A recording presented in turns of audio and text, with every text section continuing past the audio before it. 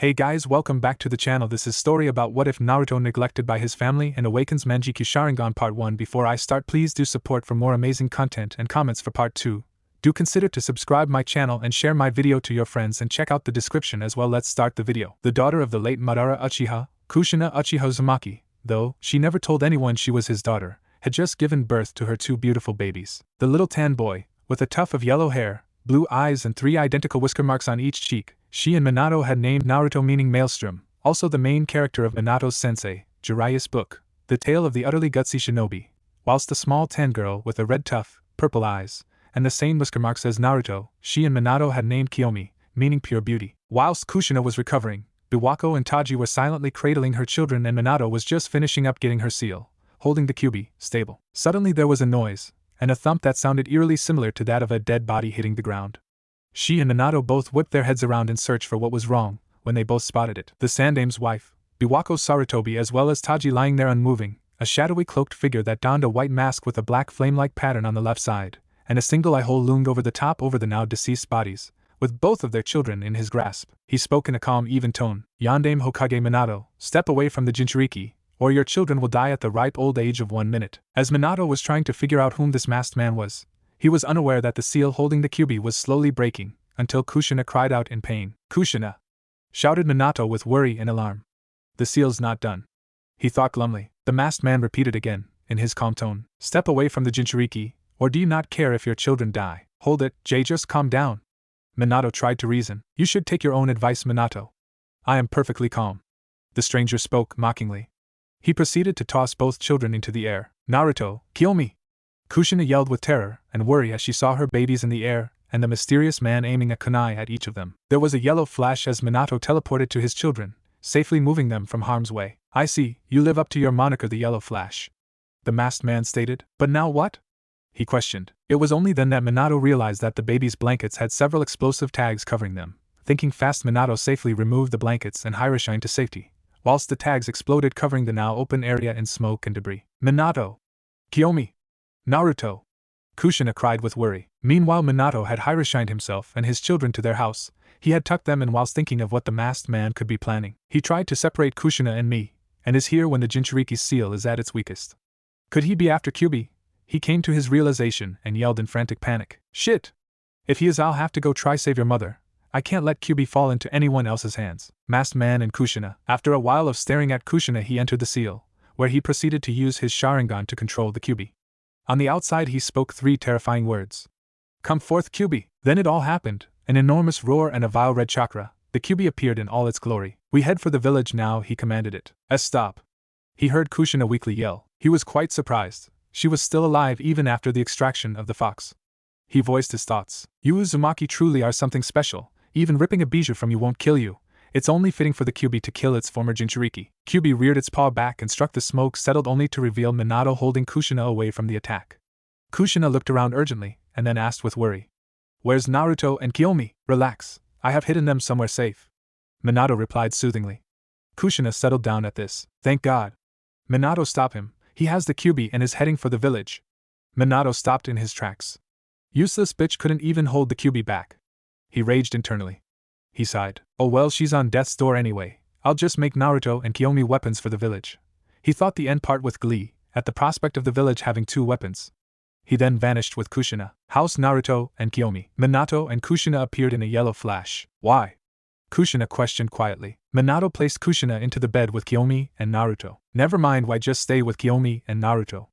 Minato replied sternly. Kiyomi Naruto. Kushina started to weep. Minato, thank you and good luck, she said softly. Minato faced away from her and put his cloak on. I'll be back before you know it, he proclaimed cheerfully. On the inside though he was seething. Stupid whore, I can't let him reach the village or villagers, they are the most important thing, as well as keeping the weapon. Kukuku. Hiruzen was sitting in an office doing paperwork covering for Minato when he felt something vile. It couldn't be, could it? He thought to himself. Suddenly an ANBU appeared in front of him. Sandame-sama, it's the Kyuubi. The Kyuubi attacked the village out of nowhere. The ANBU shouted frantically. It's as I feared, Hiruzen thought. I know, I'll hold it back, you go gather and protect the civilians, Hiruzen ordered. Hi sir. With that said, the ANBU left. The Sandame had a bunch of questions running through his mind. Did Kushina's seal fail? Were all the safeguards we put up really not enough? Kyuubi spotted Minato after he teleported to the Hokage monument. It immediately started to charge up a Bijudama and fired it at him. Minato, however, countered this by going through a string of hand seals at a very impressive pace. The Bijudama seemingly absorbed into the monument, whilst Minato held out one of his Horatian kunai. The Bijudama then exploded, safely outside of the village. The masked man appeared and engaged Minato in a short fight. Just as the masked man was starting to warp him, Minato teleported away. As Minato appeared back where he saved his children from the exploding tags, his thoughts were analyzing the masked intruder. My attack just slipped right through him, then he became solid and started sucking me into some kind of dimension or something. What the hell was that move? The air distorted in front of him in a black vortex. The unknown masked shinobi started to appear in front of him. You won't get away from me, the masked man told him, having just fully appeared, whilst Minato was in deep thought about what was going on. Does he use space-time techniques too? Whatever it is must be how he moved so far after taking Kushina. He defeated the Umbu under the direct command of the Sandame, got through our most powerful, top-secret barrier we have, and must have been aware that Kushina's seal would be weakened during childbirth. Then with the seal broken, he took the Kyuubi, then he stormed straight into Konoha and didn't even pause to deal with the barrier. There's only one man I can think of that makes sense. Are you Madara Uchiha? Just after Minato questioned him, the masked man slipped off his hood showing short spiky black hair, but Minato came to a conclusion. No, you couldn't be. He's long dead. Oh, I wouldn't be too sure about that, stated the masked man. Minato looked at him questioningly. It doesn't matter who you are, but why have you attacked Konoha? Oh, you know it's fun. It's part of my plan, to start a war to bring peace. The mystery man answered seriously. Minato looked at him with narrowed eyes, thinking about his opponent. Whoever he is, he's incredible. He can control the Kyuubi, wields space-time ninjutsu superior to the Nidames and my own, and clearly has evil intentions. If I don't kill him now, he will become a greater threat than the fox. There's no hope for any of you.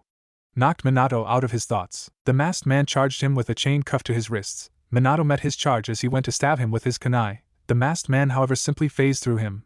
The chain proceeded to wrap around Minato, binding him tightly. Minato teleported to his kunai again, and dashed at him with one still tightly in his grasp. They charged each other again. Minato threw his kunai. It phased through the masked man's head. When it was completely out of his head, Minato created a Rasengan, still charging forward. Just as the masked man grasped his arm, Gotch, Minato vanished, reappearing above him. Rasengan! Shouted Minato as he smashed the technique into the masked man's back. The masked man seethed. Damn it, he teleported to the kunai he just threw. That was Horatian level 2. Minato declared proudly. Minato teleported to stab him in the back, and placed a seal on him. A contract seal. Are you trying to pull the Kyuubi from my control? His masked opponent queered. Oh, I already did. It's no longer your weapon, Minato stated. It's mine. Kukuku, he thought with glee. You earned your title Yandame Hokage. You wrestled control of the fox and injured me in one move. But the fox will be mine. One day, the fox and the world will bow to my will. There are still many doors open to me. With those last few parting words, he vanished, in a black vortex. Something tells me he wasn't lying, Minato though warily. Kyuubi, hold it off until Yandame-sama arrives, yelled one of the many shinobi to his fellow comrades. Said person looks on in complete and utter terror when he sees that the Kyuubi is charging up its own attack, the Bijudama. This is awful, is the thought running through Minato's head as he sees Kyuubi charging up its Bijudama. A loud cry of Kuchios no Jutsu rung out, and all of a sudden the Toad Boss, Gamabunta, appeared in all his glory, the Yandame atop his head. He looked around and noticed the battle that was going on and the fact that he had been summoned on top the greatest known Biju, the Kyuubi. The Yandame has arrived, exclaimed one of the shinobi. Minato thinks back to what the masked man stated. The fox in this world will bow to my will. He bows his head. Sorry Kushina, hold the fox down for a minute. Minato yells to Gamabunta urgently. Look, I may be big, but I'm not a miracle worker. Gamabunta exclaimed. I need enough chakra to take him and the blast out of here. Minato yells again. Suddenly, he and the fox vanish. Minato, did he teleport the fox in himself? Hiruzen questioned. Boom, out there! Shouts Hiruzen to the ninja present, seeing the giant explosion in the distance. Minato and Kyuubi. Minato gently puts Kushina down. Huff, huff, I've got to put up a barrier, Minato says to Kushina. My chakra is almost drained, Kushina thought in urgency. Chakra chains shoot out of her back, and she wraps the fox in them. Yueya! Baby Kiyomi and Naruto cry in Minato's arms. Kushina! An alarmed Minato yells. Kushina trembles in exhaustion. Ha ha, sorry Kiyomi, Naruto, I didn't mean to wake you. Minato looks on with concern. Kushina, I'll drag the Kyuubi back and die with it inside me. That'll prevent it from coming back for a while. Huff, it's the only way to save the three of you with the little chakra I have left. Kushina panted out, already on death's door. She smiles sadly. Thank you for everything. No, I can't let her do that. We need the Kyuubi. Minato thought in alarm. Minato thought quickly. Kushina, you made me your husband, made me the Hokage, and made me these children's father, and I, Minato started to say, however was interrupted by a sadly smiling Kushina. Don't look sad, Minato, I'm happy that you loved me. Happy that it's our children's birthday. If I had any regrets, it's that I won't see Kiyomi and Naruto grow up. At these words, Minato got even more alarmed. Damn it, I can't let her take the weapon, he screamed mentally, but composed himself. Kushina, he drifted off. You don't need to take the fox down with you. We can use the last of our chakra to see Kiyomi and Naruto one more time. He tried to reason. Huh? Kushina said with a questioning look. Just a little more convincing, Minato thought mentally. He took a deep breath and started doing some hand seals, which Kushina overlooked. I'll split the last of your chakra, and seal it into each of them with the hack no Fuin Shiki. Then I'll lead the Kyuubi away with a seal a non-Jinchuriki like me can use. The Shiki Fujin. He exclaimed just as he finished the seals. The Shinigami appeared. Kushina's eyes flew open wide. But that user will be Dash, she exclaimed. Minato continued on, interrupting her. But I'll use it to be able to split the fox's power. It's just too great. It's physically and conceptually impossible to completely seal it all. I can't let the Kyuubi be revived without a Jinchuriki. It would destroy the balance of the Bija. But with the dead demon seal, I can permanently split its power in half and seal half inside Kiyomi, and the remaining half will be sealed inside of Naruto with the hack no Fuin Shiki. Minato finished explaining his excellent plan. No! Minato! Absolutely not. They are our children. That's why I don't want them to have this burden, my burden, and on their own. Kushina yelled vehemently. Minato looked shocked. But why the Shiki Fujin? You don't have to die as well, just so I can meet them for a few minutes when they're older. I wanted you to be there for him to raise them. So then why are you sacrificing Kiyomi and Naruto? Kushina snarled. And for what? The balance of the Bijou. She hollered at him. Minato looked shocked, which then turned to an appalled look. Turning your back on the country, the village, is just as bad as abandoning your child. You should understand, you saw your village fall apart. You know the pain of growing up without a home of your own. And you know that we are a family of shinobi. Minato exclaimed. Kushina looked pissed. Don't bring my village into this, Minato. They only fought so that the children could get away from the attack. If there's one thing Uzumaki taught us, it is that family is the most important thing. Village be damned, it's just a bunch of buildings. Buildings can be rebuilt, but people's live cannot be returned. You think this will be Kiyomi and Naruto's home, if they are Jinchuriki? They will hate them. I wasn't because no one knew. This is different. People have been killed, the village attacked. The information won't be a secret. The village will vent its anger. Kushina yelled in fury. Minato continued on. I could never be a substitute for a mother, things that Kiyomi and Naruto need to be taught that I could never do myself. That's the mother's job and I need you to carry it out. Even if you only have the briefest of moments to carry it out. It's not for you, it's for Kiyomi and Naruto. Smiled Minato. Don't change the subject. It's not for Kiyomi or Naruto. They'll be on their own. And hated. How could you do this? Is the village more important to you than your own children? Kushina shouted angrily. Be honest now, Minato. She said quietly. Very well, Kushina. Minato snarls. He continued. The village is the most important thing. We need a weapon to protect it. He stated. Kushina's shocked look changes to rage, and then pure undulated hatred.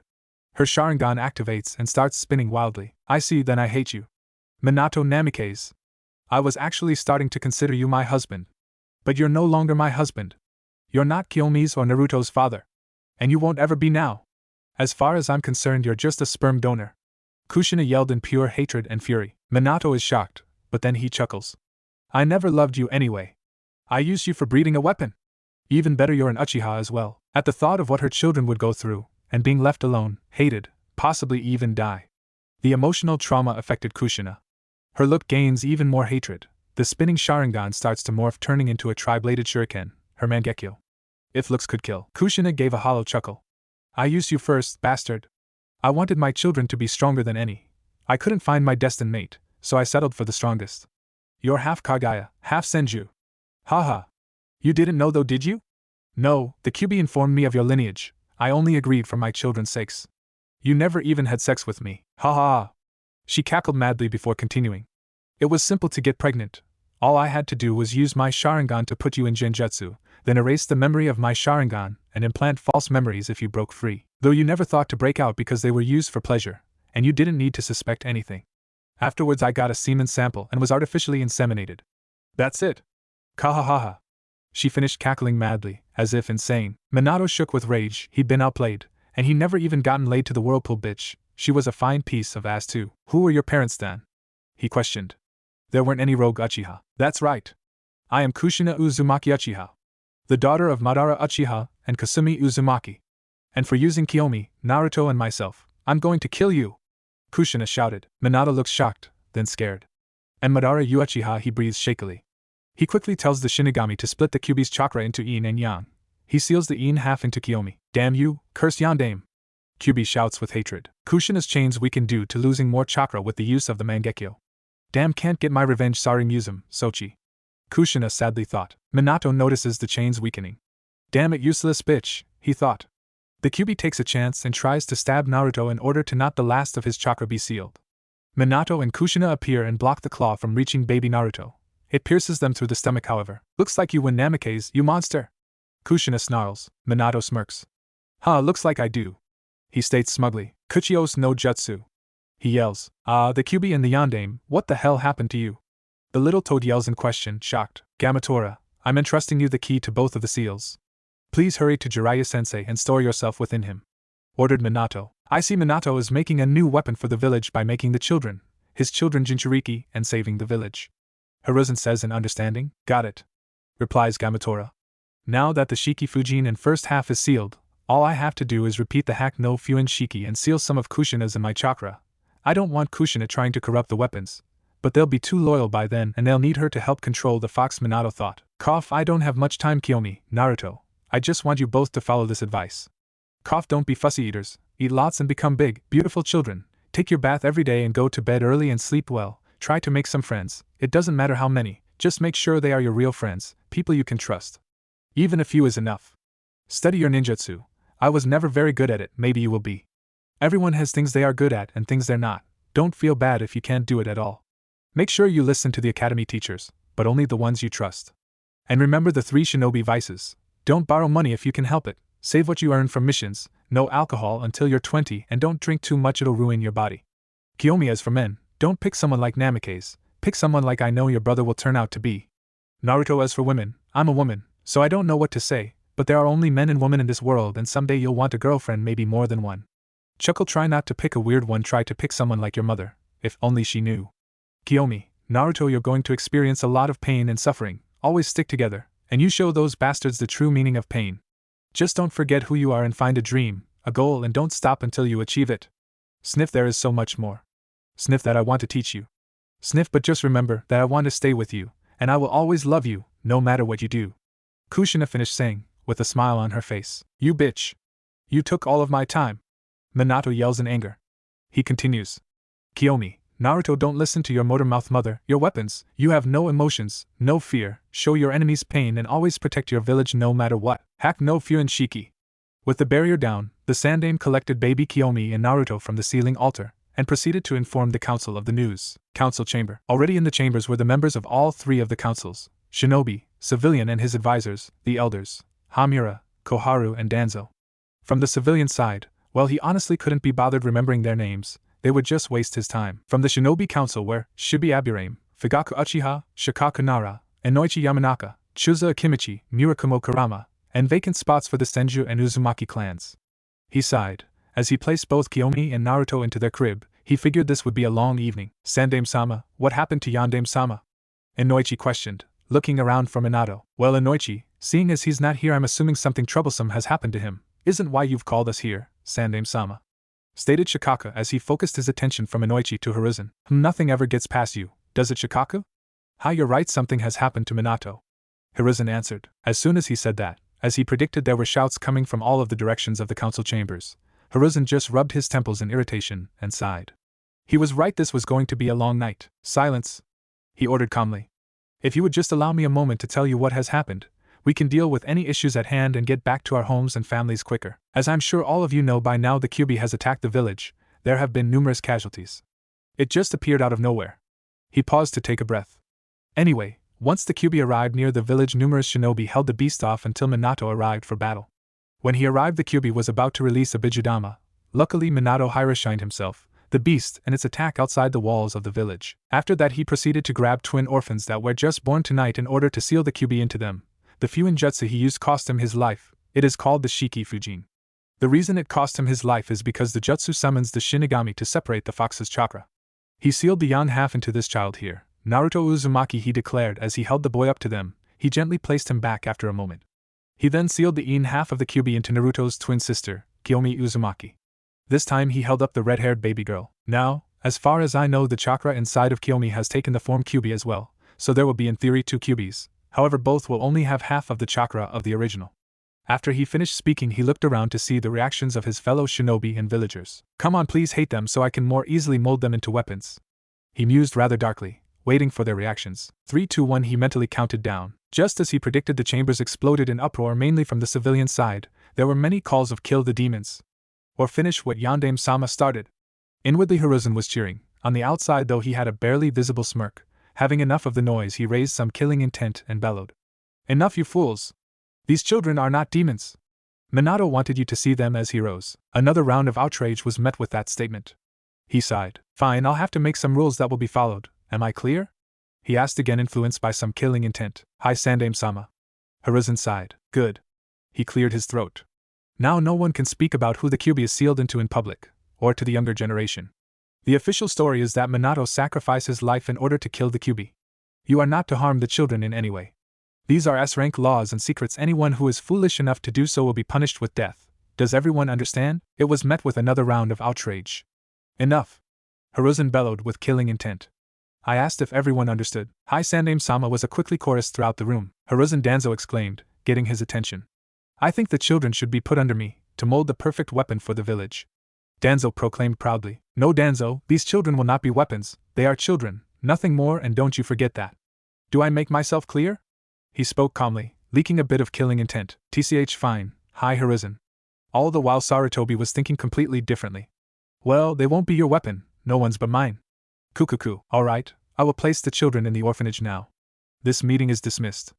Hiruzen then got up and proceeded to take Kiyomi and Naruto to the orphanage. At least I won't have to do paperwork tonight. Yes, he declared proudly in his head. He just dropped the twins off at the orphanage, with words to the matron that if anything harmful happened to them there would be trouble, not that he would actually do anything. But people didn't need to know that. Now he was on his way home when a route ANB landed in front of him. Sandame-sama, Danzo-sama would like to have a brief meeting about the Jinchurikis. The route operative stated, in a monotone voice, devoid of emotions. Hiruzen nodded, expecting this from Danzo, but replied politely. Yes, I was expecting as much. Tell him we'll meet in my office. I'll be there in a few. The route soldier nodded.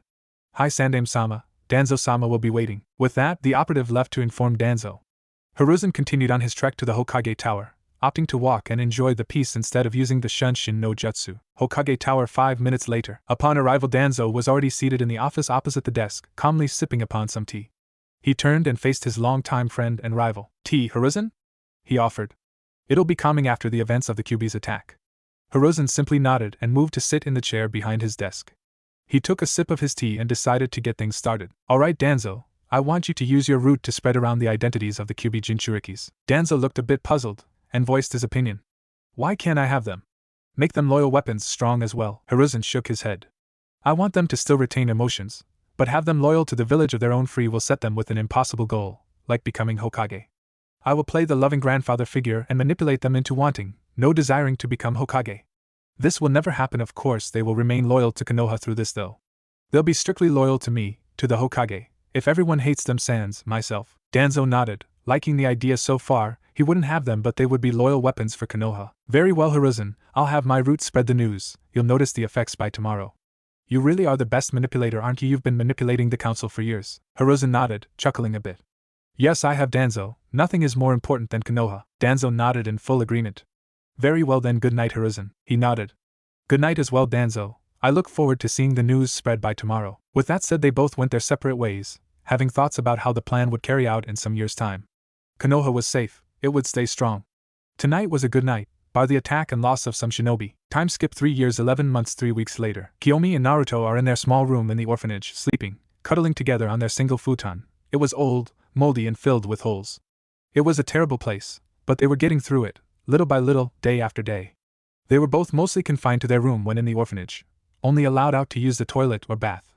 They only got baths once a week, sometimes twice if they were lucky. The little amounts of food which they got would only be the leftovers from the other orphans, and that meant that there wasn't usually that much left because, before they even got their meals, anyone whom wanted seconds got theirs, after which it was brought into their room. The plate would be collected within a time span of 10 minutes. If they didn't finish it all, it was thrown on the floor in the room.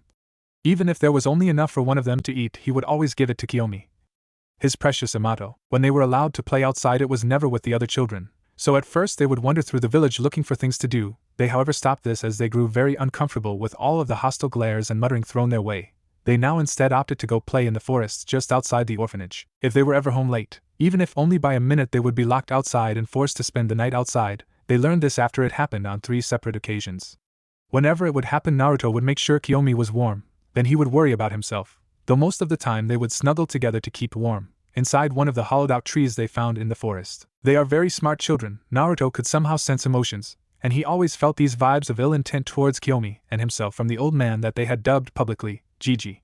He snorted at the name. The first visit the old man gave them that he could remember, he saw the glint in his eyes. He wore a visage and played the kind, harmless, grandfatherly figure, but he was really cunning, manipulative and deceptive. As soon as he had departed, he told Kiyomi that he didn't trust him, and to never trust anyone but himself in the village. He didn't know how, but he could sense negative emotions, and practically everyone in the village had a vibe of ill intent towards them. She of course readily agreed, having seen through the lies of the kind old man. One of the reasons for them seeing through the mask and not trusting Hiruzen was, for some reason, Naruto and his twin sister Kiyomi have always been hated. As far back as he can remember, there were those icy cold hateful glares thrown their way, along with the constant mutterings of demon, demon brat, demon bitch, demon whore, murderer/s.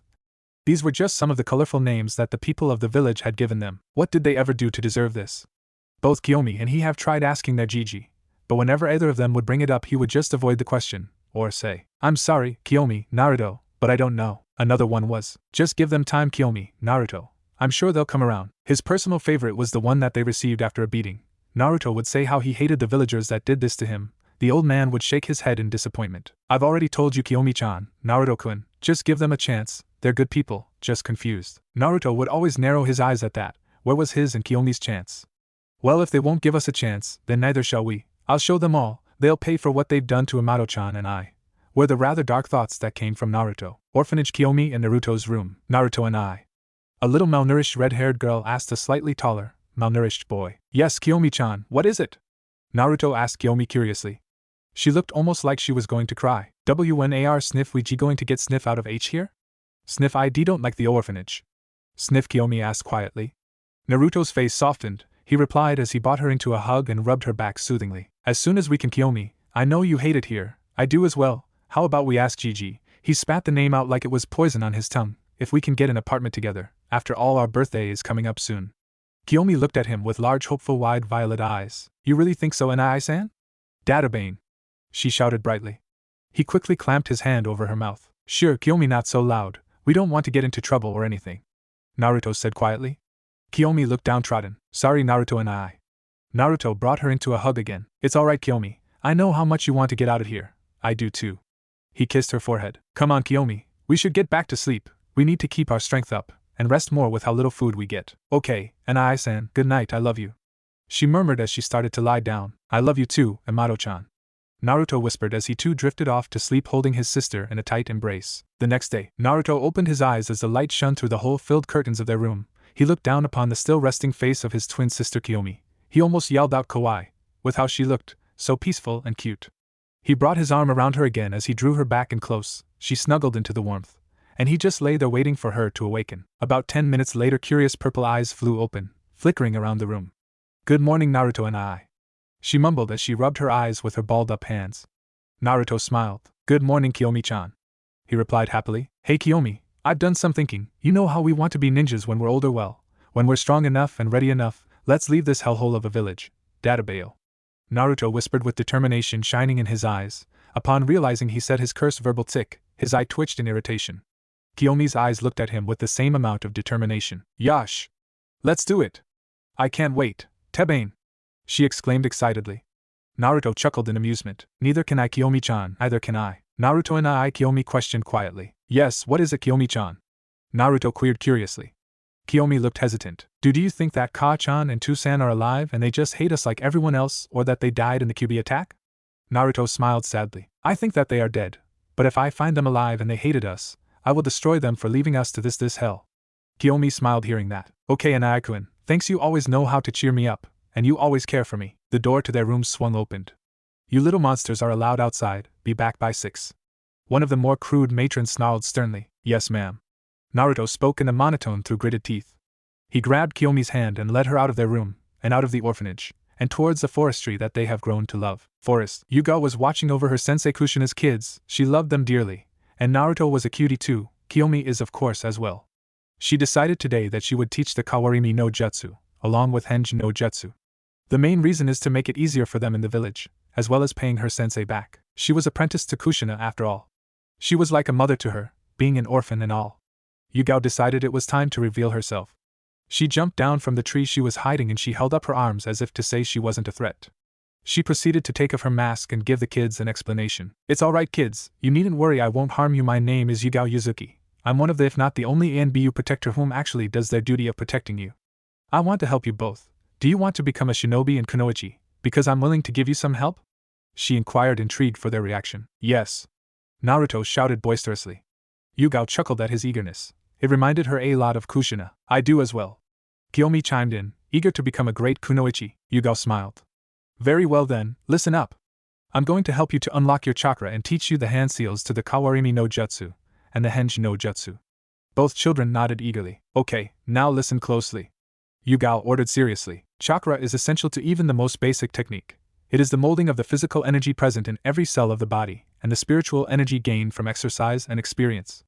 Once molded, it can be channeled through the chakra circulatory system, which is to chakra as the regular circulatory system is to blood, to any of the 361 tenketsu in the body. Through various methods, the most common of which is hand seals, the chakra can then be controlled and manipulated to create an effect that would not be possible otherwise, such as walking on water, exhaling fire, or creating illusions. Normal chakra is a form of life energy all living individuals naturally produce to some degree.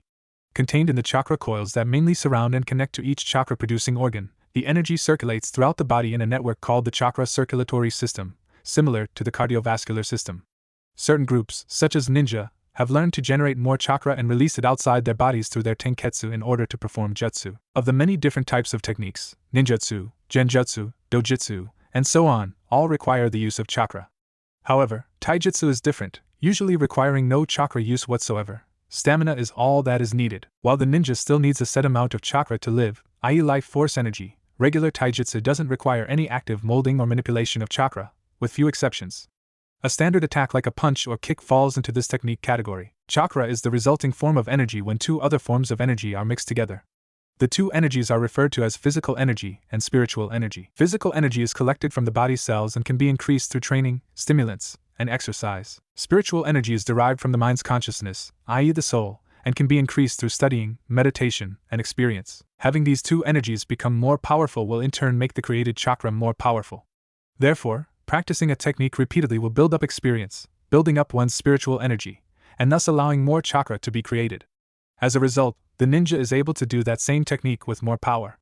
This same cycle applies for physical energy, except this time, instead of doing things like meditation, the ninja could, say, do push-ups. The general term for the source of chakra, the overall physical and spiritual energy an individual has, is called total stamina. The maximum amount of chakra an individual can create and retain at a given time is called their chakra power level. Yugao paused for a good minute to let all of the new information seep in.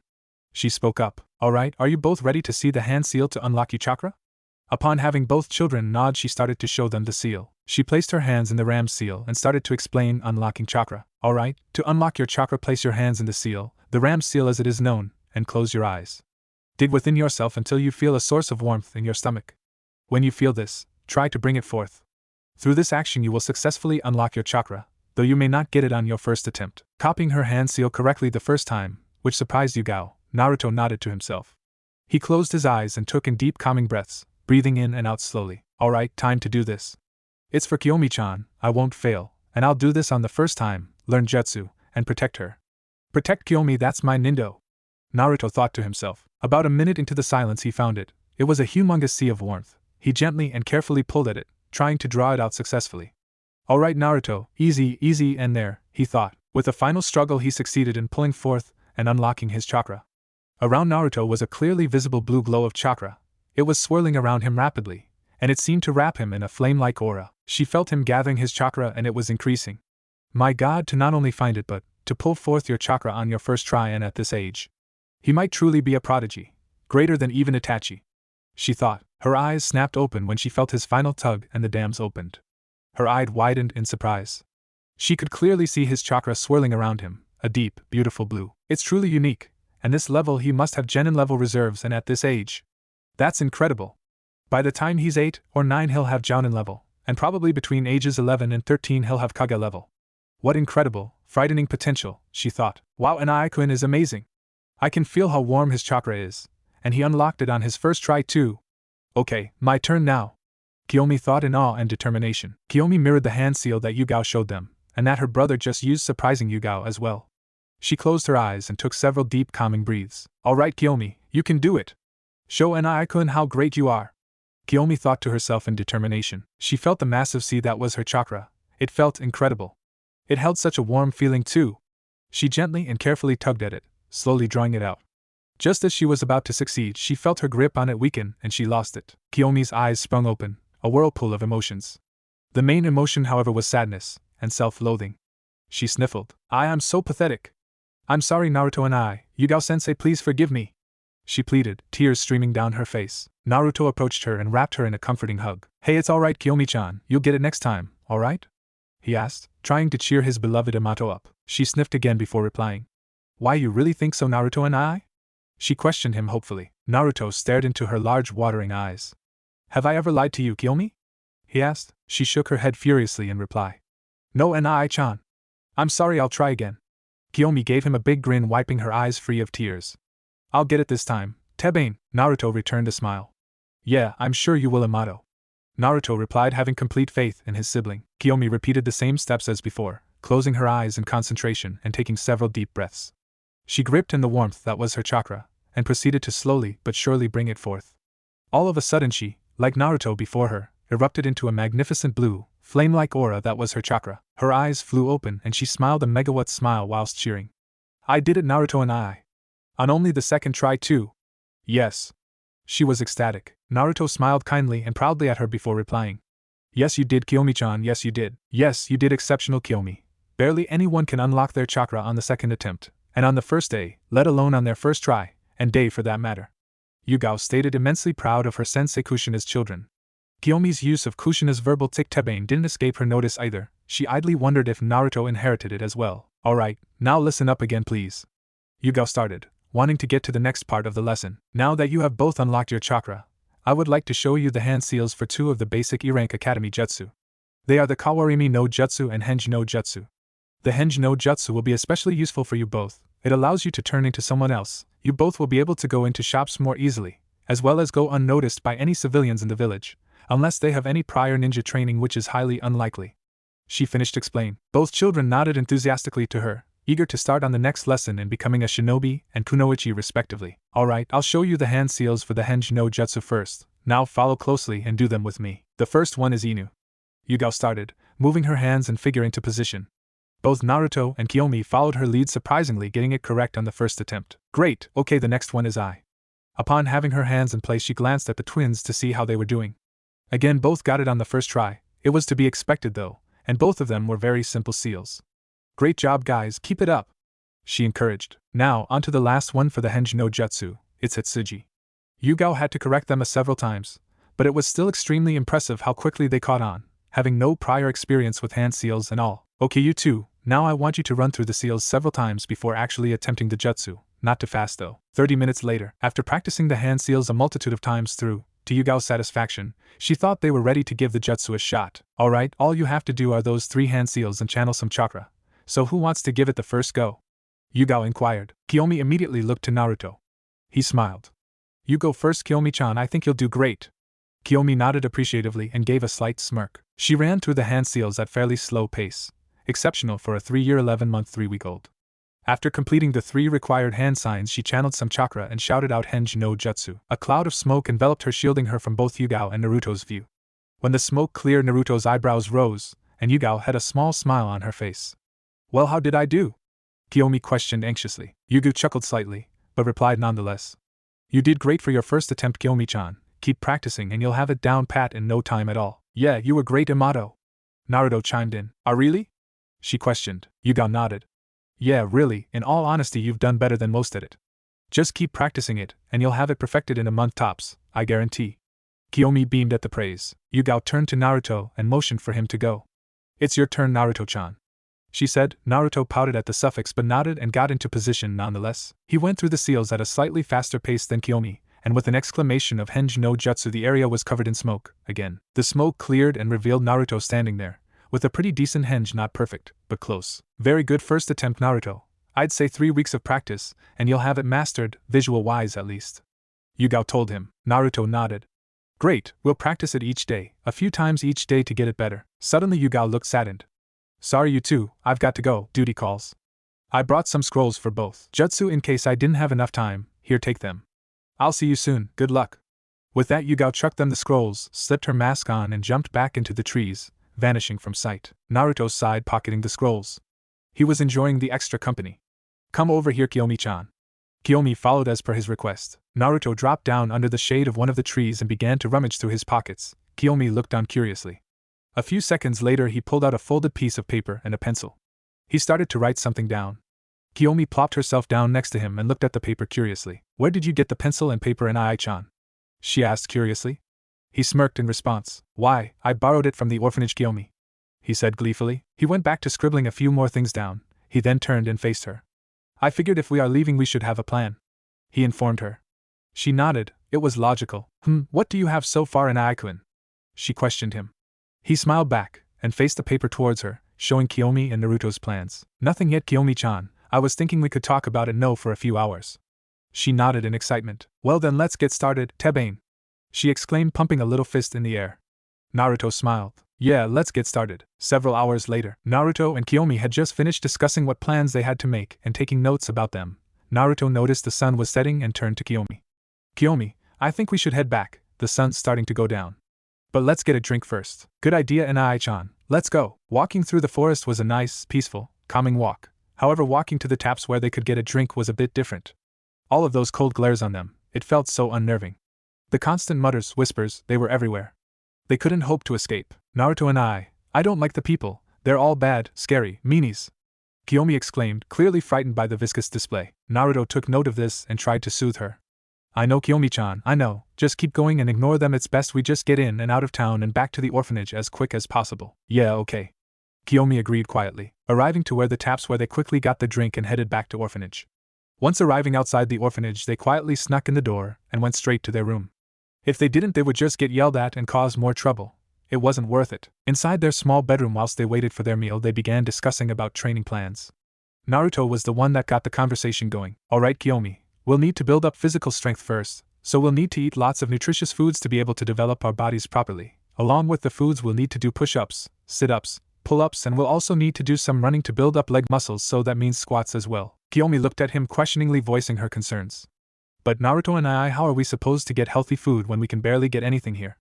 None of the shops will sell us healthy stuff we can afford, and even then the rotten stuff they sell us is all of our money. Naruto smiled at his sister's intelligence before answering. Simple, Kiyomi-chan. We'll borrow some seeds from some shops, and make our own garden somewhere, maybe around our special spot. It's pretty hidden after all. But while the stuff grows we're going to have to borrow some fresh products from some of the shops and stalls. Kiyomi seemed to brighten up at that. At least her Aniki would look after her. I can't wait to borrow some fresh food, yum. We hardly ever get fresh stuff unless we pick it from the surrounding forests, or find it. Naruto gave her a grin before replying. Neither can I, Kiyomi-chan, either can I. Also, the sooner we get the food sorted the sooner we can train, the sooner we train the sooner we can leave this hellhole. Kiyomi beamed at his words. Just then the door to their room was harshly ripped open by one of the matrons. Time to eat, you little monsters. I'll be back in 10 minutes, you know the drill, she declared, putting the plate down with disgust.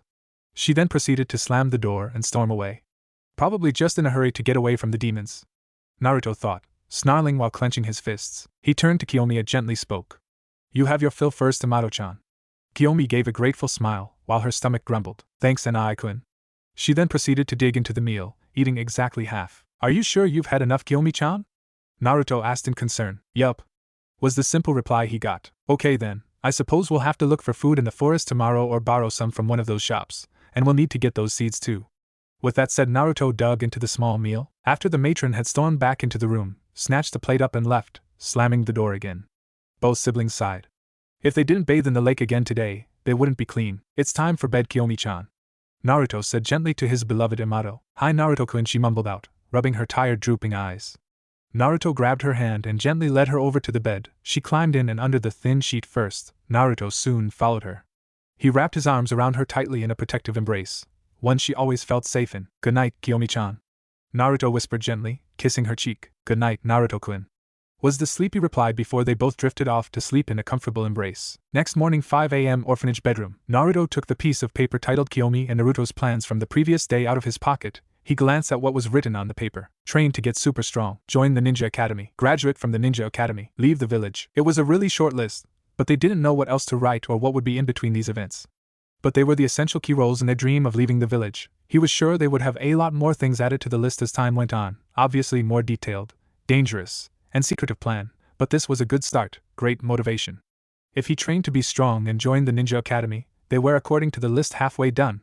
This would obviously be false, but beggars can't be choosers. One thing they had come up with of utmost importance was below the short list of 4. The training schedule. It was a surprisingly detailed plan for what 4-year-olds could come up with. He would obviously be adding more to his training load, but he wouldn't tell Kiyomi. He would work twice as hard as her. He felt as her Nikki it was his responsibility to get stronger to protect her. Even if they were only minutes apart, he wouldn't make her suffer. He would endure any amount of pain, be it self-inflicted from training, or a beating from the villagers. Glancing at the paper one more time, he decided to carefully read the instructions of the training regimen. 7:00 m, 8:00 m, morning warm-up 30x push-up, sit-ups and crunches 8:00 m, 9:00 m, hand seals practice 9:00 m, 9:30 m, breakfast break 9:30 m, 11:00 m, jutsu practice 11:00 m, 12:00 p.m.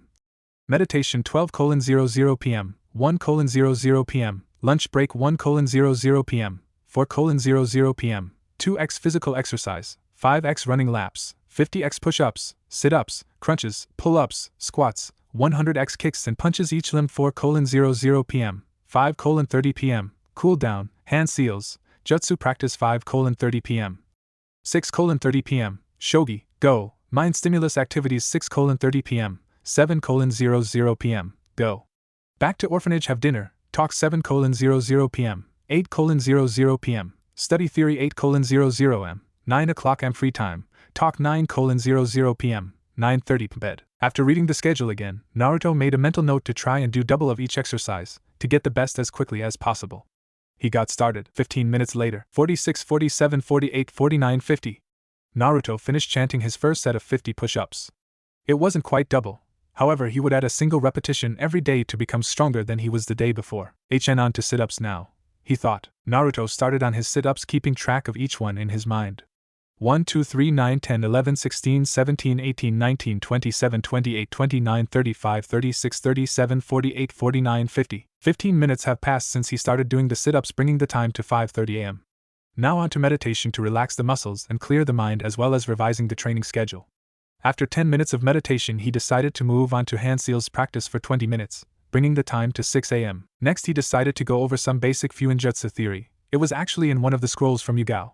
It was on creating a ceiling scroll for the remainder of the time until half an hour until Kiyomi awoke. He would have half an hour's nap each day then. As it came to 6:30 a.m., Naruto put his notes and papers away and went back over to Kiyomi's and his shared bed. He silently climbed into it and moved next to Kiyomi, wrapping his arms around her protectively, then kissed her cheek and drifted off into a nap until Kiyomi awoke him. Some 30 minutes later, Kiyomi awoke. She looked over to her Nai-chan and smiled as she was wrapped in his arms. She shook him gently while whispering for him to wake up. After a few seconds, his eyes flew open. He smiled at her and kissed her forehead. "Good morning, Kiyomi-chan." Naruto spoke softly to her. "Morning, Naruto and I," replied Kiyomi in an upbeat attitude, presumably because they agreed to start training today. Time skip 1 week. Blue eyes snapped open as Naruto awoke from the previous night's slumber. He peered out the small window that was in the room. Judging by where the sun was in the sky, it was about 7:30 a.m. Suddenly he remembered the date today, October 10th. Today marked Naruto and Kiyomi's 4th birthday, and as such they had agreed to skip the morning routine and instead relax. It should be an exciting day for most children, but they weren't normal. Their birthday was never a happy occasion. The people of the village always seemed more rowdy. Naruto silently vowed that one day it would be a joyous occasion. Not long after Naruto had awoken, Kiyomi stirred. She looked over and saw Naruto already awake. "Anai-kun," chanted Kiyomi brightly, smiling wildly, having remembered today was their birthday. On second thought, though, her smile faltered. It wouldn't be a good day, but they would have the best day they could make of it. Naruto, taking note of Kiyomi's unhappy look, decided to lighten the mood. "Well, happy birthday, Kiyomi-chan. I do have something for you," However, I'll give it to you later on when we're out in the forest, so that no one takes it from you. Kiyomi brightened up considerably. Really, thanks so much, Naruto-kun. She frowned again. But I don't have anything for you, she said with her previous downtrodden expression in place. I've told you before, and I'll tell you again, Kiyomi-chan. I don't need anything from you. Spending the day with you, and making you happy is the best birthday present I could have, Naruto declared, smiling at her. With that said, Kiyomi brightened up once more. Really, Naruto-kun, you're not just saying that? She questioned. Naruto remained smiling. Yes, really, Kiyomi-chan. Now, hopefully we can get out of here into the forest soon, so I can give you your present. Just as Kiyomi was about to reply, the door swung open, and one of the matrons stood in the doorway giving the most disgusting glare possible. All right, you little demons, she shouted with fury. She stomped over to the both of them, picking them up by the scruff of the neck, dragging them through the orphanage and towards the door. You demons are old enough to live on your own. We can't provide for you monsters anymore. You're on your own, she snarled, literally throwing the twins out and onto the hard concrete. In mid-flight, Naruto managed to maneuver himself to break Kiyomi's fall. A set of footsteps sounded near the door, signaling the approach of the other matron. She had what little belongings the two owned in her clutches. All right, you demons, here is your stuff, and keep the mattress. It's infected with your filth now. With that snarled out, she tossed the belongings to the ground near the pair. This birthday couldn't get any worse, could it? They had both been kicked out of the orphanage, literally. After being kicked out, they found a nice spot in the forest to set up a sort of shelter and camp. Their spot was in the large hollowed-out tree that they have both grown fond of. Luckily, around the area, within several meters, is a multitude of berries and nuts from the various trees. There is also a nearby stream to catch fish and wash. It was time to get to work and build a suitable shelter. Kiyomi Naruto spoke. At her nod, he continued. Can you please help me gather some of these bigger, thicker, heavier branches? Yes, sure. And Ai-chan, are we going to use them to build shelter in the hollowed part of the tree? Questioned Kiyomi after facing him. Naruto nodded. Yeah, we'll get started now. It shouldn't take too long. I just want to make a sort of front out of the tree, and maybe lay some leaves and grass on the ground to lay the mattress on. She nodded in agreement. Collecting the wood was simple enough. They both were able to snap the branches and move them to the tree. The design for the shelter was simple. Have them angled and piled upon each other to make a sort of front entrance to the hollowed part of the tree. Having such a simple design allowed them to finish making it within several hours. Conveniently enough, when they were gathering the wood, there were a couple of old used kunai lying around here and there. They would be extremely useful in hunting, fishing, and collecting the nuts and berries, as well as fending off any predators. After relaxing a little bit in the newly setting up shelter, Naruto and Kiyomi agreed that it was best if they collected some of the nearby berries and nuts in case any people or wild animals ate or picked them, so that they would still have some. Kiyomi decided to pick the nuts whilst Naruto got to work gathering the berries. An hour or so of time has passed and both Naruto and Kiyomi have gathered enough of each respective food group for a few days' worth, if rationed correctly. Naruto, with the help of Kiyomi, made makeshift pouches to carry the berries and nuts in, to clean and transport them. The pouches are made from a large piece of cloth that was actually once one of Naruto's shirts. It had become so old and worn that it wouldn't fit him, and was unwearable. Naruto and Kiyomi gathered a fairly large stick that they could still carry and sharpened the stick into a spear-type weapon for extra self-defense against the wild animals, catch fish, or other small prey they could eat. The shirt they used could be ripped neatly into 3 identical-sized pieces, one used with a forked stick and some vines for a net, for fishing, and the other 2 for transporting. After finishing the creation of the tools that they would be using for however long they stayed out here, they each ate some of the various berries and nuts that they had gathered earlier on. Alright, Kiyomi, I think we should go to bed and get up bright and early to start on our training, Naruto said enthusiastically. Kiyomi beamed at him and started rambling excitedly. Yeah. Alright. I can't wait, Naruto and I. Let's go to bed then. Naruto shook his head, motioning for Kiyomi to go into their makeshift home first. He followed right behind her. After getting settled in, Naruto decided to say some last-minute things. Sorry, today turned out to be such a crappy day for our birthday. Naruto apologized, feeling quite guilty and regretful he couldn't even give his Amato one nice day. Kiyomi looked back at him with her beautiful, big, wide purple eyes. She smiled and replied, It's fine, Naruto-kun. At least we're finally out of that shithole. Nah, Naruto chuckled. I guess you're right, Kiyomi-chan. I guess you're right, thanks, good night, Amato-chan. With that said, he kissed her forehead and cuddled up to her. Yeah, no problem, good night, Aniki, she replied, snuggling into Naruto's warmth. They both proceeded to drift off to sleep. Time skip, end of the month. Today marked the last day of an entire month. Remarkably, the Uzumaki twins have survived off the land by themselves for the entire time. They ate fruits, nuts, and cooked wild animals to survive. There was luckily a nearby stream to wash themselves in, drink from, and clean the food. Every day for hours on end, the duo of Naruto and Kiyomi trained. Throughout the length of the months, hundreds, possibly even thousands of repetitions of various exercises such as push-ups, sit-ups, and pull-ups, squats, kicks, and punches. Those are to name just a few of the exercises. Many kilometers have been run doing laps around their area, even around the wall of Konoha several times. Their endurance was truly unreal. Just as it was approaching midday, a puff of smoke erupted in the middle of the area. The Hokage, Hiruzen Sarutobi, had found them. Well, in actuality it was the Anbu Nico, or Yugao rather, whom had spotted them and informed him. That was a few days ago. Naruto, Kiyomi! What are you doing out here? The elderly man yelled questioningly. Naruto snorted in amusement, as if he didn't already know. The orphanage. He spat the name out like it had a foul taste. Kicked both Kiyomi-chan and myself out a month ago. On our birthday! Snarled Naruto, furiously yelling out the last part. Hiruzen played the part of looking shocked quiet. Well, I'm immensely sorry, Kiyomi. Naruto, can you forgive an old man? I have an apartment arranged for such an unfortunate occasion. Naruto narrowed his eyes. If he already had one arranged, he obviously already knew no one else was treated like this in Konoha after all. He'd play the obedient child for now though. Naruto plastered a big fake grin on. Yeah, sure, Gigi, no problem. We don't need the mattress or anything except our clothes, right, Gigi? Naruto questioned the old man. Said old man smiled kindly. No, just your clothes, he stated simply. Both children nodded and proceeded to grab their spare sets of clothing. All right, let's go then, Gigi, Kiyomi proclaimed. Hiruzen chuckled but nodded. Yes, please follow me, he commanded. They did. Their Gigi after had promptly led them to their luxurious apartment. Yeah, right, he snorted. Real luxurious with all of the mold and how rundown the dump was. It was a small one-bedroom, bathroom apartment, complete with a small kitchen. The whole thing was probably only 2 or 3 times the size of their orphanage room. Oh well, they'd make do. Over the past week settling in, they have gotten the fruit and seeds. They planted the seed, and with the help of some borrowed books about gardening, and speeding up the process with chakra, the plants are starting to sprout. They have found multiple trees with edible fruits and nuts, and made some traps for meats and catch fish. Currently we can find Naruto and Kiyomi laying out and discussing their training regimen. So how about we just change the schedule that we made before, but make it a lot harder to get the best results. 7:00 m, 8:00 m, morning warm-up 100x push-up, sit-ups and crunches 8:00 m, 9:00 m, hand seals practice 9:00 m, 9:30 m, breakfast break 9:30 m, 11:00 m, Shurikenjutsu 11:00 m, 12:00 p.m. Meditation 12:00 p.m., 1:00 p.m., lunch break 1:00 p.m., 4:00 p.m., 5x physical exercise, 5x running laps, 100x push ups, sit-ups, crunches, pull-ups, squats, 200x kicks and punches each limb 4:00 p.m., 5:30 p.m., cool down, hand seals. Jutsu practice 5:30 p.m., 6:30 p.m., shogi, go, mind stimulus activities 6:30 p.m., 7:00 p.m., go.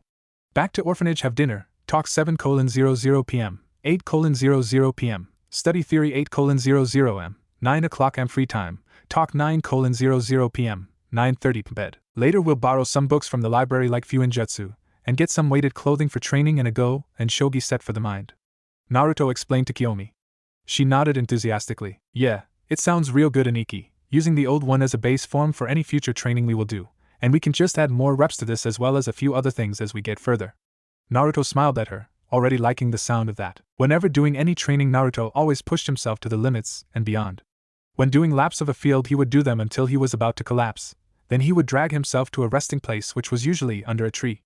The same went for push-ups, sit-ups, pull-ups, squats, kicks and punches. He would do the same amount of reps as the schedule but would do as many sets as possible, until he was in the same state as doing the laps, collapse, dragging himself to a resting spot. One night he found a set of old weights in one of the weapon shop's trash bins. He retrieved it, of course. He had to make a makeshift sled to pull it home. There were 5, 1 for each limb, as well as 1 for the torso, and you could make them lighter by removing some of the weight inside. It was well worth the hour or 2 it took him to retrieve them. They would be useful until he got good enough in Fuinjutsu to make those gravity seals he read about. Incredible stuff, that Fuinjutsu. Time skip 9 months. After the first month of the new physical conditioning routine, Naruto increased the repetitions to 120 push-ups, sit-ups, squats. Then he'd have an hour's rest and start again. Because of his healing ability, he would do this at least 10 times a day. That was 1200 of each exercise. Because of this, he changed up the morning and evening routine. Between 8 a.m. and 10 a.m. Naruto would do hand seals practice, meditation and have breakfast. His lunch break was at 1 p.m. and lasted 30 minutes. Between 7 p.m. and 9 p.m. Naruto would play strategy games, have dinner, free time and talk. 6 months after the start of his conditioning, he now does 300 reps of each exercise, 10 sets in the span of each day. That's 3,000 of each single repetition per day. He was ridiculously strong, adding to the fact that he recently added weights into the training that stacked an extra 15 kilograms. He finally set up some targets in Kiyomi-chan's and his apartment. Initially he could only hit 6 targets while Kiyomi could 5. Over the 6 months that have passed, both have proven that they could hit all 10 targets, 8 with their eyes closed. Naruto also borrowed a book on the human anatomy. They both quickly picked up important information that would greatly help them out in the future. By the end of the 9th month, Naruto has upped his total body weights to 30 kilograms from the 15.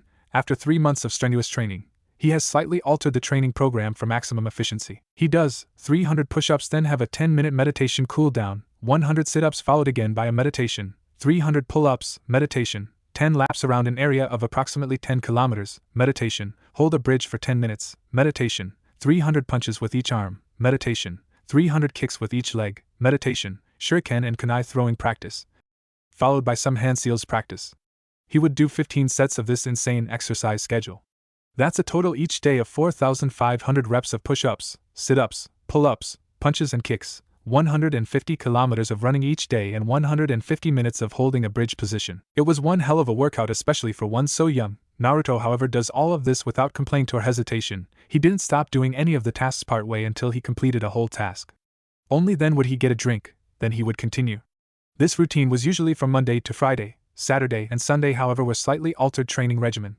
Every 2 weeks on the Sunday afternoon he would up his weights to grow faster and strongest quicker. Hokage Monument. Naruto gazed impassively, seemingly bored at the pathetic village from atop the Hokage Monument. I'll show you not to mess with Kiyomi-chan, and I'll show you all. Naruto thought darkly in his mind, whilst clenching his fists. With one last menacing glare he used the Shunshin no Jutsu from the top of the Hokage Monument, and back to the shitty apartment they called home. The next morning, after a brief talk with Kiyomi last night, today the twins planned to use the Henji no Jutsu to enter the civilian library, more specifically the Academy to Genin Shinobi section of the library, and planned on hiring out books of basic maths, strategy, chakra control and Fuin Jutsu. Now some might be wondering why a civilian library would contain anything to do with shinobi. The reason was because the Shinobi Academy was actually directly run by the Civilian Council. They also had slight influence over fresh out of the Academy Genin. The council think that they usurped control of the Academy and such from Hiruzen. However, he actually manipulated them and let them have it in hopes of a lowered Academy standard passing more people. Sure, they'd be slightly worse off than normal, but those that passed the Jonin secondary graduation test would quickly be whipped into shape. For these reasons the civilian library had a small specific shinobi section. The level of the jutsu was only up to low genin level. However, it had every aspect of a shinobi up until that level.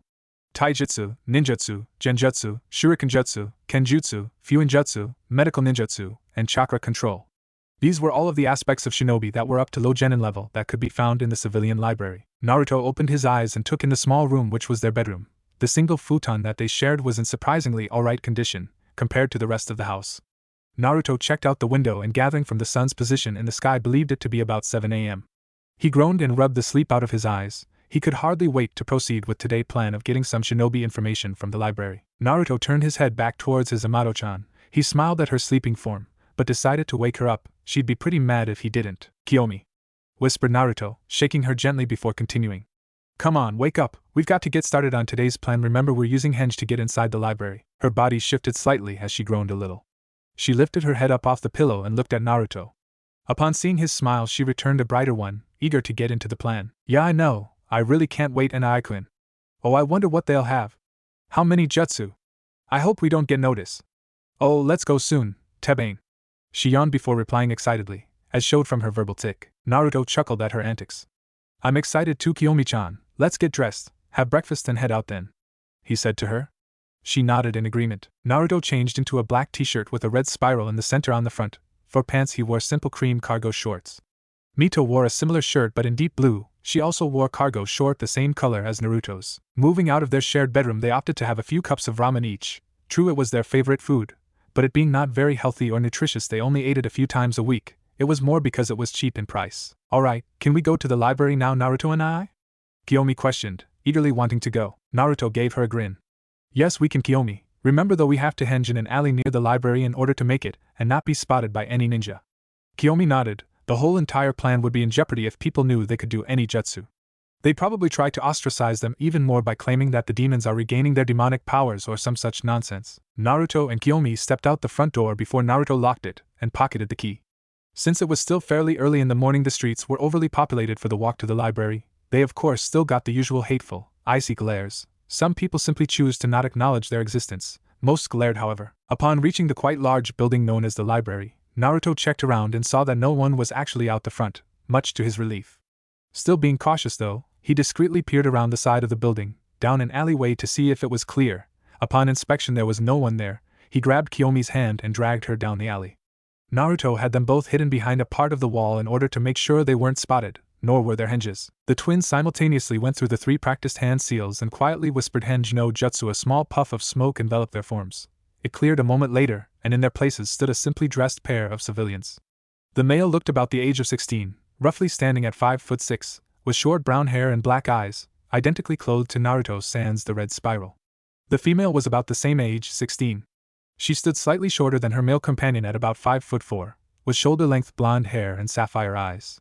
She was clothed in a simple deep red dress that stopped at the knees. Nodding to each other at the well-done hinges, they proceeded into the library. Upon entering the library they were greeted with the smiling face of the female librarian by the name of Suki. Upon her asking if they needed help with anything, both shook their heads. No. She ushered them inside and told them if they needed any help just come get her. Academy to Lojinin section. Within about 30 seconds of entering the library the twins found their desired section. It was really convenient that no one else was there. They moved in the aisle to have a look. Wow, look at all this Nai-chan. Kiyomi spoke excitedly with awe, having never seen so much knowledge in one place, especially something that would help them out. Naruto nodded his head in equal awe, before whispering. Yeah, just remember only use Nai-chan and I'll use Amato-chan so no one picks up on us. Yeah I know, let's get to it then Nai-chan. Replied Kiyomi in a hushed whisper. Let's find some books on basic maths, strategy, chakra control and Fuinjutsu. There will probably be a few different types of each book, so we'll have to sort them out, which ones to hire out first. We can hire the others the next time we come here. Naruto said. Kiyomi nodded before helping Naruto search for said books. The first one they spotted was surprisingly the basics of Fuinjutsu. There was only one type, however multiple copies of it, about 6 if Naruto counted correctly. Flipping through the book Naruto saw that it was the theory behind creating a storage scroll, as well as instructions. He guessed it was such a dangerous art that it wasn't really learned by people under high genin. As such the only book that could be found and used safely by academy students to low genin level were storage scrolls. The next book on the list found was on strategy, though near it was a few Go and Shogi boards, complete sets. He picked up a copy of the book as well as a set. This would really help develop their minds, as a tactical ninja, general thinking and IQ. Chakra control, another vital element for the Uzumaki twins, any shinobi and kunoichi really. It went double for the twins though, having the reserves they did at their young age. If they neglected doing any control exercises they'd never be able to perform half of the simpler jutsu, including genjutsu and iryo ninjutsu, medical ninjutsu. They weren't necessary skills, however it wasn't necessarily casting genjutsu. Dispelling genjutsu needed great chakra control too. If either or both Uzumaki wanted to learn any iryo ninjutsu, though they would need extremely precise chakra control, it just made sense to get the damn book. Surprising there were several copies of a book on maths. They ranged from simple to more complex. He would have thought it would have been kept in a different section. Maths however was needed for any career, and everyday life in general. It was logical to have the books throughout the place. Done with the picks of what they wanted to hire they headed to Suki at the front desk, by the entrance. Suki smiled at the teens upon seeing them with some books that she presumed they were going to hire out. Are you just hiring these out today? She questioned them. Upon 2 nods she continued, I haven't ever seen you in the library before.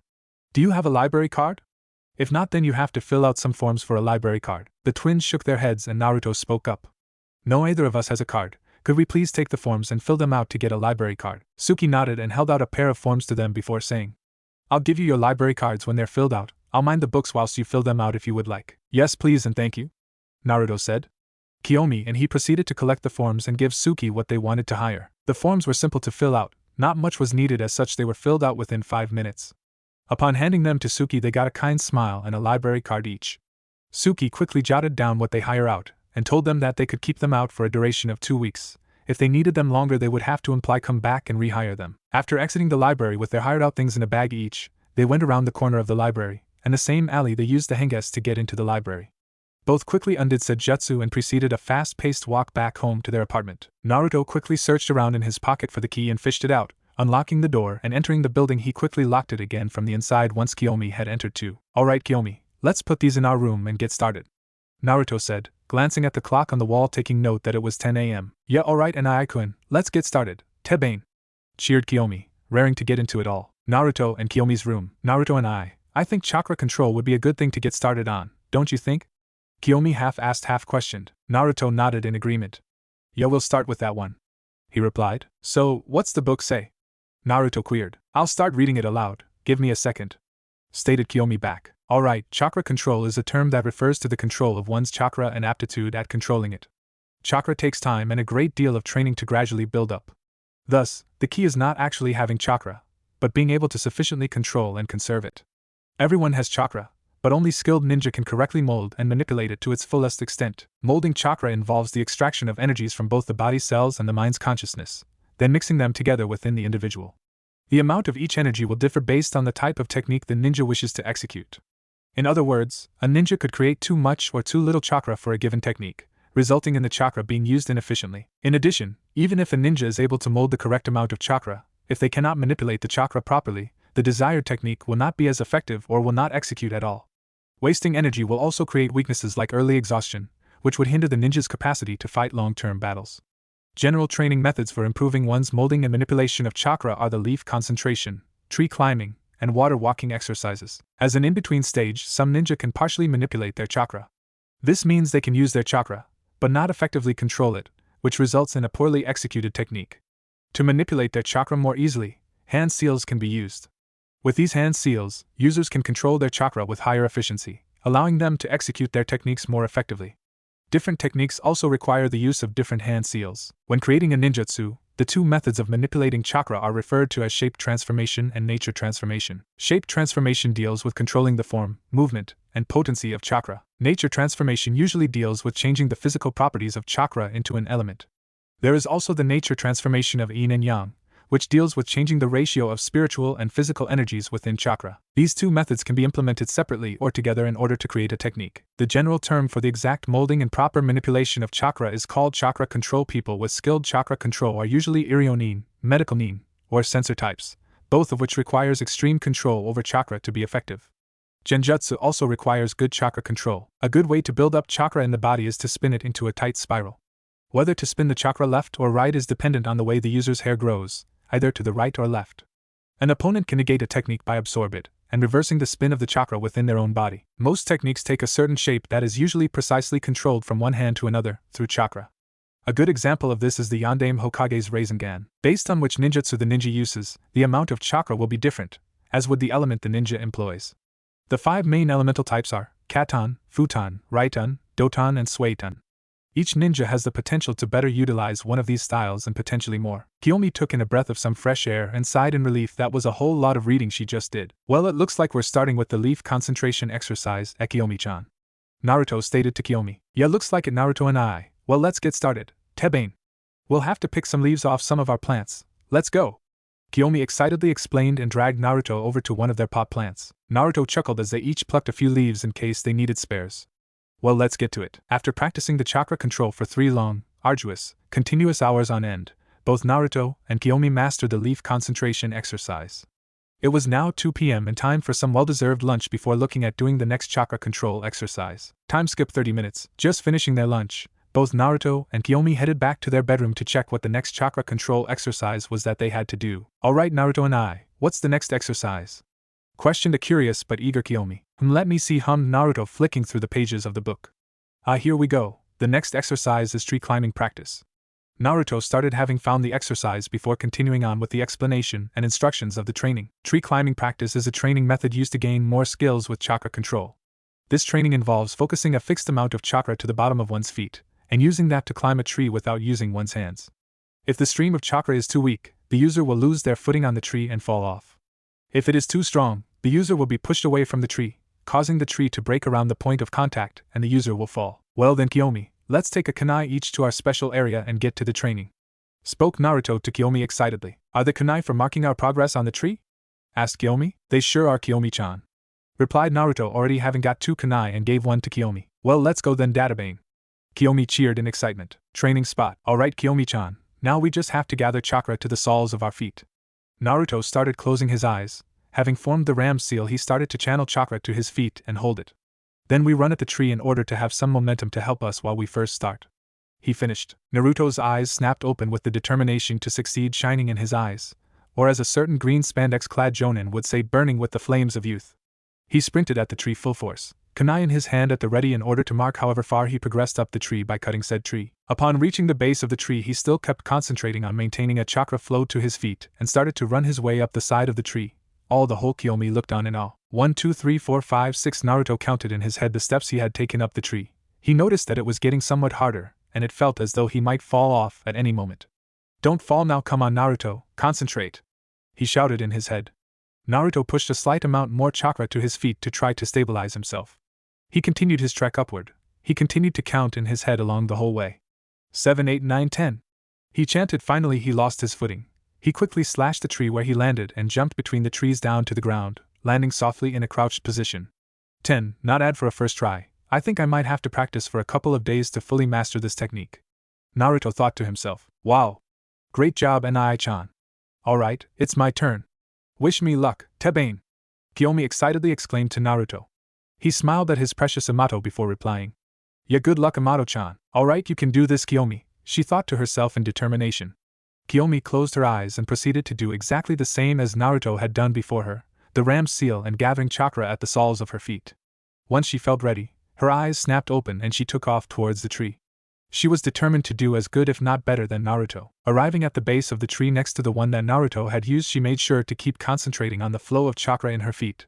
When she was the appropriate distance from the base, she started to run up the tree much like Naruto had done. She had her kunai in hand for whenever she had to mark how far she got. She could only hope that she could do well. 1, 2, 3, 4, 5, 6, 7 Kiyomi chanted each step in her mind, never losing focus of the chakra flow in her feet, and monitoring it, and how she stuck to the tree. Yes. Come on Kiyomi, keep it up, you can do better than Nai-kun, she added an afterthought with absolute determination. She continued her way up the surface of the tree, continuously concentrating on her chakra control in her feet as well as counting each step she took. 8, 9, 10, 11, 12, 13, 14, she shouted in her mind. As soon as she hit the 14th step, she slipped a little bit. Thinking quickly, she marked the spot on the tree where she had gotten to. She jumped between the trees and landed softly on the ground, much the same as Naruto had done previously. Naruto-kun! I got 14 steps up the tree, Tebane! How far did you get? Kiyomi gleefully and proudly shouted to him. Naruto's face lit up with a huge grin before he gave her a massive hug. Wow, great job, Kiyomi-chan! You did better than me. I only made it 10 steps. I'm so proud of you. Kiyomi's had a massive grin much like Naruto's. She was beaming at him. Thanks, Databane. She yelled back at him, returning the hug. Well, let's get back to work. I hope we can fully master this in a few days. Naruto told her. Kiyomi quickly nodded in agreement. They got back to the training. Time skipped 1 week. Yugao decided that today she would visit Kiyomi-chan and Naruto-chan in order to teach them the Kage Bunshin no Jutsu.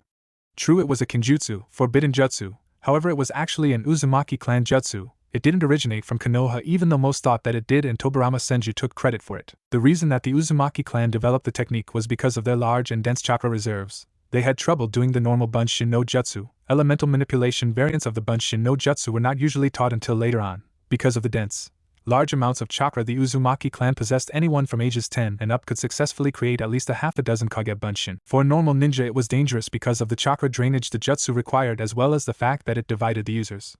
For the Uzumaki, however, it came naturally. It was specifically designed for their clan though. She sped across the rooftops until she reached her favorite children's apartment. She felt terrible with the piece of crap they had to live in, but the Sandame assured her that it was the only building that he could have them live in for a reasonable price. She didn't believe him. He was the Hokage, and his word was law.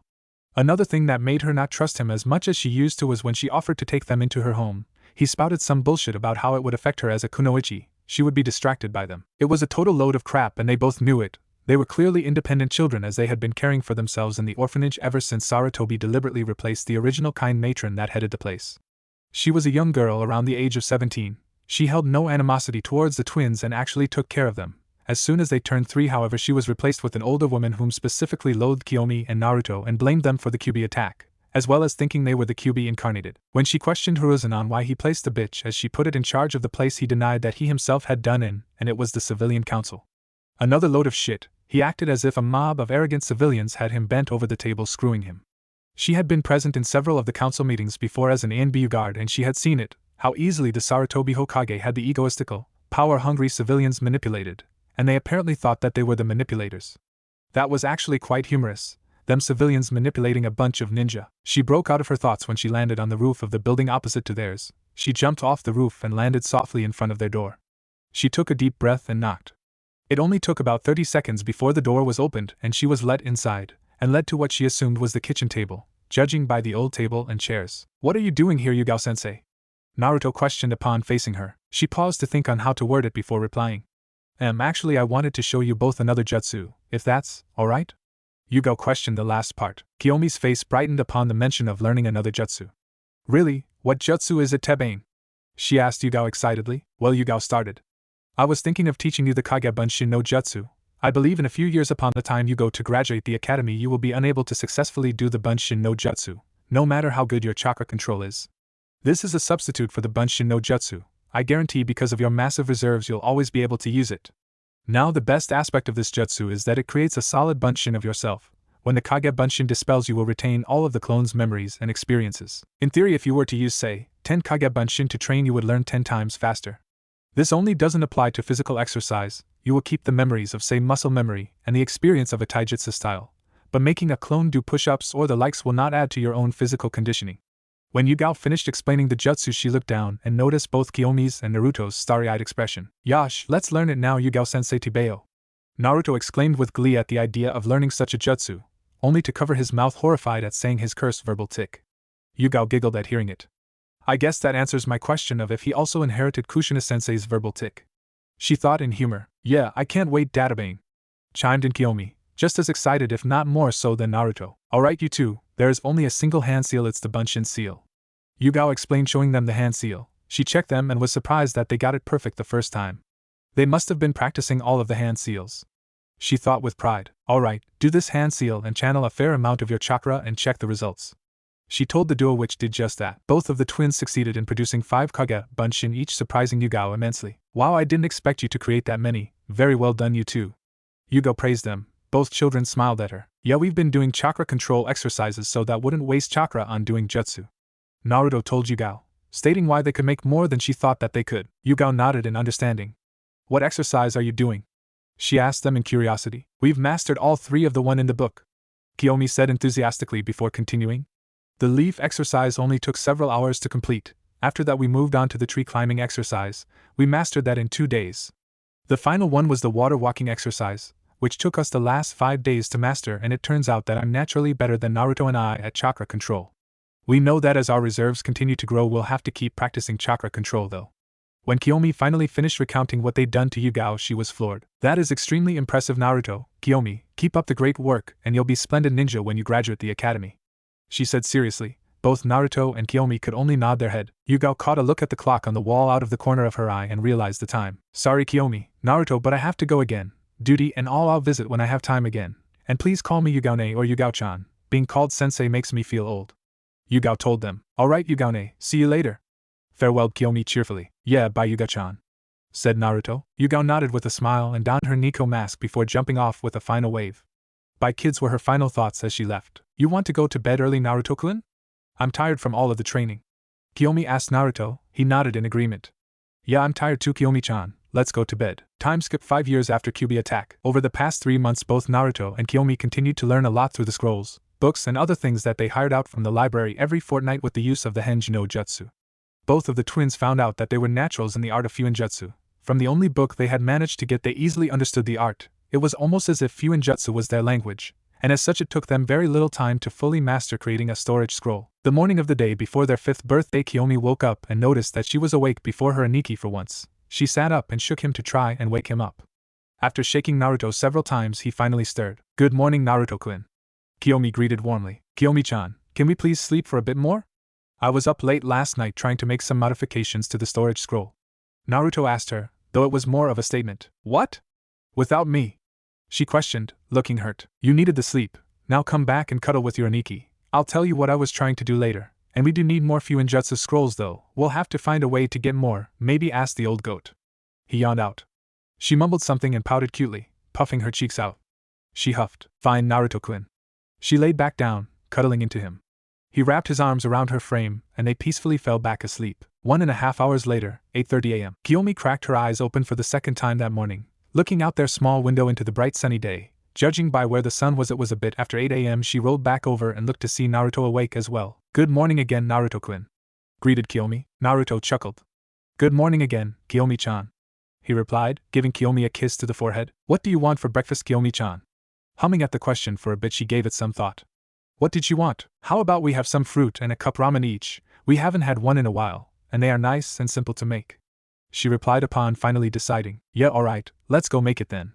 Agreed Naruto. For the next 10 minutes Naruto and Kiyomi prepared themselves several pieces of fruit for breakfast. Upon opening the cupboard for some ramen cups he luckily spotted the last two. God damn it!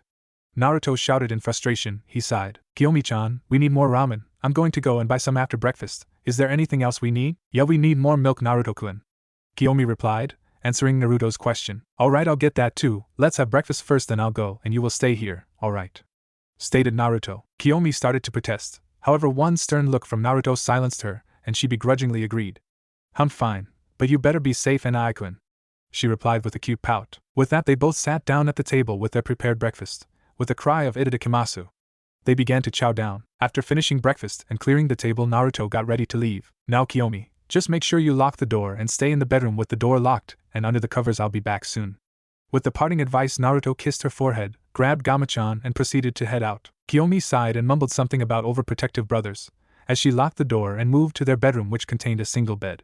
She always felt warm and safe with her Ai-kun. Naruto strolled through the streets of the red light district. Even though it was the most rundown sector of the village, he actually felt safer there. Some of the people were just indifferent to him. A few even acted like both Kiyomi and him were normal people, though a lot of them still held hatred. A lot was better than all. Yes, it was much nicer than all of the other looks that they got. He sighed as he got closer to the better parts of the village. The looks slowly began to change until all that remained were looks of hatred and loathing. He clenched his fists. He'd show them all someday. Store. He entered one of the only stores that allowed them any entrance. Products, however, cost an absolute fortune. He picked up a few cups of instant ramen and a 2L carton of milk. According to the price tags, it would cost him a total of 600 ryo. He knew it would be much more, he sighed. He purchased the items and it came to 1800 ryo. That's right, 3.5 times normal price. Other things were up to 5 times more, but it depended on what he bought. This was the exact reason that they could only buy cheaper things like cup ramen and essentials like milk, rice or bread. The amount of the milk and ramen was about 1/10 of their combined allowance for a fortnight, just for some milk and several cups of instant ramen. After paying the ridiculous price and putting up with the hateful glare of the store owner, he left the store with his head down, furiously glaring at the ground. It was so damn unfair. How could they get anything proper if it was almost 1/10 of their combined fortnightly stipend for some milk and instant ramen? That's why they didn't get many vegetables. The prices were at least 10 times the amount. All of the store owners figured that the demon brat/bitch would die sooner or later from malnutrition. Oh, how wrong they are. You see, with the way they are being treated, Naruto devised a way to get fresh fruit and vegetables. A simple but ingenious idea. All he has to do is occasionally steal some seeds from the shops. Hey, if they are going to screw him and Kiyomi-chan, he would get the last laugh. They paid enough for the rotten fruits and vegetables at first. Why should have paid for what's simply theirs or rightfully denied from them? About 3/4 of the way home, Naruto felt that something bad was going to happen. His negative emotion sensing was going off. Upon his feeling something off, Naruto quickly put his groceries near the corner of a building on the way to Kiyomi's and his apartment. He quickly backed out into the open when all of a sudden 3 figures darted around him, trapping him from going anywhere. Before he knew it, he was fully trapped. Looking up at the imposing figures that had just trapped him, and he felt his blood run cold.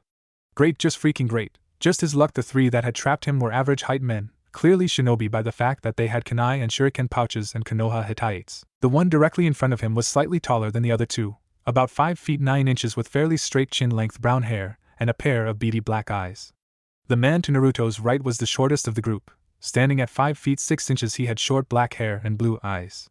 The last member of the group and to Naruto's left was a man standing at 5 feet 7 inches. He had dark gray hair and green eyes. All 3 of the men were sneering at Naruto.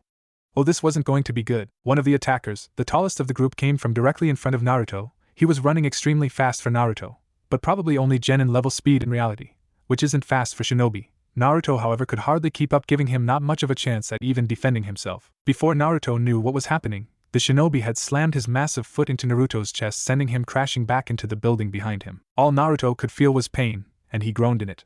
A few of his ribs were cracked, possibly broken from his guess. God, it hurt. A shadow was cast over him. He looked up fearfully, and came face to face with the same shinobi who had just kicked him. Only now he had a kunai poised to strike Naruto in the chest, to end his life. As the kunai was coming toward Naruto, he realized that it was actually going in slow motion. This is it. I'm sorry, Kiyomi-chan, I can't protect you any longer. No. I must survive. I have to survive. I will survive. Naruto thought with newfound determination. Acting on pure instinct alone, Naruto brought his hands up, fingertips aimed at his attacker's chest. Teshi Sendan. 10-finger drilling bullets. He didn't know why he had yelled that out, but as soon as he did, the terrifying shinobi fell down, dead. A pool of blood started to form around the unmoving body. He was alive. His instincts helped him. What was it he called out? Ah, yes. Teshi Sendan. 10-finger drilling bullets, he'd have to do some research and see what it was. He turned to the second shinobi and jumped whilst lunging, aiming his fingertips again, this time one at his head, the other at his chest. Teshi Sendan. 10-finger drilling bullets, Naruto roared again. The effect was instantaneous. The body hit the wall behind it from the force behind the attack, and blood trailed down his forehead and poured from his chest. A brutal sight for the soon-to-be 5-year-old Naruto. He didn't even regret nor care about killing at this point. His thoughts were determined and elsewhere. 2 down. 1 to go. He could do this, then he could get back to Kiyomi-chan. He stopped a little ways away from the final shinobi and he finally noticed that his vision was clearer than before. In fact, he could almost swear that he could see what the wretched man was going to do by looking into his eyes. A pair of 2 Tomo Sharingan spun rapidly, as the final ninja in the group started doing hand seals at a rapid pace, not paying attention to Naruto's eyes. All, however, was in slow motion for Naruto as his Sharingan analyzed the jutsu. Because of the months of practice both Kiyomi and him have put into hand seals, he could easily keep up. He started doing the same hand signs. They both simultaneously shouted the respective justice name. Katon, Gokakyu no Jutsu. Fire release. Great fireball technique. Both of the fireballs crashed into each other, creating a thick smoke cover for Naruto to execute his attacker, then grab his groceries and make his getaway. With that plan of action in mind, Naruto decided to put said plan into motion. Naruto ran around the man quietly. As the man started to back out of the smoke, Naruto was already behind him, his index and middle fingers aimed at the final attacker's head. When he came into the appropriate distance, Naruto muttered, Teshi Sendan. 10-finger drilling bullets, and quietly and watched as the body fell. What the hell just happened? I could read his movements and copy his jutsu, he thought. He looked in a window and gasped at seeing his reflection. His eyes, they were just like those red-eyed peoples from that clan. He'd find out later. He was tired, and it was time to get home. After seeing the reflection in the window and his new eyes, Naruto grabbed his groceries and ran home, not stopping for anything. He ran as fast as his little legs would carry him home. A few minutes of running and he saw the building in sight. He ran whilst feeling out his pocket for the key. He got it out just as he reached the door. He hurriedly unlocked the door and threw it open. As soon as it was open, he bolted in and locked it, jamming a few chairs and the kitchen table against the door, got the key for Kiyomi's and his room, unlocked it, shut it, and stumbled over to the bed where Kiyomi was already napping. He tiredly moved the covers, slid in and snuggled up with her. He then proceeded to drift off to sleep. He awoke in a sewer-like place. He looked around. Hello, is anybody in here? He shouted out. Great. Why the hell am I in a sewer? I just got home, something's not right. He thought suspiciously. Just then, breaking the silence, was an evil booming laughter. Wahahaha. So my jailer has finally graced me with his presence. The last bit was snarled sarcastically. Who are you? Naruto questioned fearfully to the darkness. The room suddenly seemed to emanate some light. A large grin along with glowing red slitted eyes was seen glowing in the darkness. He shuddered at the malicious grin and vile chakra he could literally feel emanating from whatever was in a cage. I am the great Kyubi no Yoko. The booming voice declared. Why you're the Kyubi? Questioned a nervous and afraid Naruto, though he tried to keep calm, which was extremely difficult under the circumstances. Yes, I am. Now what are you doing here, Ninjen? Sneered the Kyubi viciously. Naruto flinched at the tone of voice and was about to reply only to be interrupted. Kahahaha. You should see yourself, Ninjen. Oh God, your face. It's priceless. The Kyubi cackled madly with laughter. Let it be known that Kitsuns were tricksters through and through. Let me change into something more comfortable. With that said, a blinding light and smoke clouded Naruto's view of the giant behemoth. When the light faded, the most beautiful woman that Naruto ever saw was standing there. A woman standing at 5 feet 4 inches with silky blood-red hair hanging down to her perfectly shaped rear end. Her intoxicating ruby-red slitted eyes looked at him. Her pouty lips had the same ruby-red colored lipstick as her eyes, matching perfectly. She was dressed in an elegant black kimono that stopped mid-thigh level and did very little to hide her extremely large DD cup breasts. Her skin was perfectly smooth, creamy alabaster white. All in all, she was the epitome of beauty and perfection. Kyubi no Tenchi. Whispered Naruto, completely convinced it wasn't a demon fox but an angel standing before him. Said Tenchi heard, however, and she blushed lightly. While no one except for her siblings and the Rikudo Sannin had ever seen her human form, she had never been called that before. Oh, he was such a little flatterer. Anyway, Naruto-kun, why are you here? She asked. I don't know. I killed some people and I fell asleep and now I'm here. Oh God, I killed those people. Naruto started as realization hit him that he killed 3 people within minutes. And it was so easy too. But if I didn't, then something could have happened to Kiyomi. And I can't let that happen, he thought. If I have to kill people to protect her, then so be it. I don't have to like killing, but these bastards in Konoha don't deserve our forgiveness. I'll just think of it as payback. I can't let them know that I'm willing to kill them, though I'll also have to tell the old goat that it was in self-defense, and it just happened, and I didn't want to nor mean to. I'll tell him that I used a kunai to kill them, one that I keep on me for protection. In case anything like that ever happened, that is if the Old Goat somehow links the incident to me, conveniently though I don't believe there were any witnesses, alive at least that is. Where are we? He asked curiously, having finished his previous ramblings. It is your mind Ninjen, your mindscape to be more specific, was the reply he received. Well then if this is my mind, then why are you here? Are you sealed in me like something is a storage scroll? Inquired Naruto, curiosity getting the best of him. You're very quick and quite intelligent, aren't you, Naruto? Yes, it is like that, like a storage scroll. I wasn't killed on that night 5 years ago, the QB started. Naruto snorted. Well, obviously, what type of human could kill one of the Biju? If you were killed, why would everyone hate Kiyomi and me? For that matter, why have we never heard of a Biju being killed by anyone before if it was possible? Yes, we Biju can't be killed, we'll just be reborn. It may take months, years, but we are chakra constructs that will just reappear, though it is bothersome. The cursed Yandame Hokage split my powers into my yin and yang half and sealed my yin into your Yamato, Kiyomi. After that he sealed my leftover half, the yang chakra, into you. Why did you attack the village that night? Not that I would have minded if you destroyed it. It wasn't entirely my fault. You see, that night I was still sealed in my former Jinchuriki, your mother, Kushina Uzumaki. Not many people know this, but a female Jinchuriki seal weakens during childbirth. Your father, the Yandame, Minato Namikaze, was present to keep the seal intact whilst she birthed you two, her children. That bastard is my father? Naruto spat, having learned he was responsible for Kiyomi, and his shitty hatred-filled life. Kurama simply nodded. Shortly after you were both born, a masked man attacked and held you hostage, demanding the Jinchuriki. He almost killed the both of you, but Namikaze's team used his prized Hiraishin no Jutsu to save you both. After hearing this, Naruto was slightly thankful to the man and mulled over forgiving him. He'd give it more thought after hearing the rest of the recount. After that, the masked man teleported Kushina-chan and via her myself out of the village. He took advantage of the now breaking seal to control me. Through the use of the repugnant Sharingan, with the level of the Mangekyo, he was able to control me through the seal. He summoned me into Konoha, and that's when it all started. I was about to destroy most of Konoha with my Baijidama, however Namikaze's team arrived and used his Hiraishin to teleport the attack and then himself and I out of the village again. After that he had a little scuffling match with the masked man who claimed to be Madara Uchiha. Lies, the poser's chakra was nothing like Madara team's. Kurama roared with anger, snarling out Madara teams. After the battle, Namikaze's team made a speech about how he had to make both of you twins into Jinchuriki for weapons for the village, because it was for the good of the village, as Yandame team put it. Kushina-chan was completely against the idea, and even though Namikaze's team broke the Kuchios no Jutsu contract the masked team had with me, I was still under the effects of the Sharingan. The effects of the controlling take a few days to completely wear off. My anger and the Sharingan clouded my judgment, and I didn't want to be sealed again, so I struck out hoping to end you and not be sealed again. Kushina-chan and the team jumped in front of my claw, however. Kushina-chan to protect you, and Namikaze's team to save the weapons. Kushina-chan unlocked her Mangekyo before she died, and Namikaze's team sealed me and you. After hearing the recount of that night's events, Naruto decided to voice his opinion on the matter. That was his father. He is not my father! Naruto roared, snarling Sharingan spinning wildly. A black and blue visible outline of chakra emanated from him. He's trash, a sperm donor and nothing more. He finished before calming down and deactivating his dojutsu. I'm sorry I killed Kushina-chan, I didn't want or mean to, Kurama said softly. Naruto looked her in the eyes and could see the sincerity. I believe you started, Naruto. Were you still under the effects of the Sharingan, and it clouded your judgment like when trying to kill me, your next prison? Inquired Naruto. Kurama nodded her head sadly. Yeah, the masked team's Sharingan's genjutsu hadn't completely worn off yet. It's okay then, Kurama. It wasn't your fault. We'll pay back the masked imposter team, Naruto assured her. Kurama pulled Naruto into a hug, his face pushed in between her breasts. Thank you so much, Naruto-kun. Said person's face was blue and he was choking. See, can't be our breathe, Kurama-chan. Kurama released her grip on him and he gasped in air. He almost died.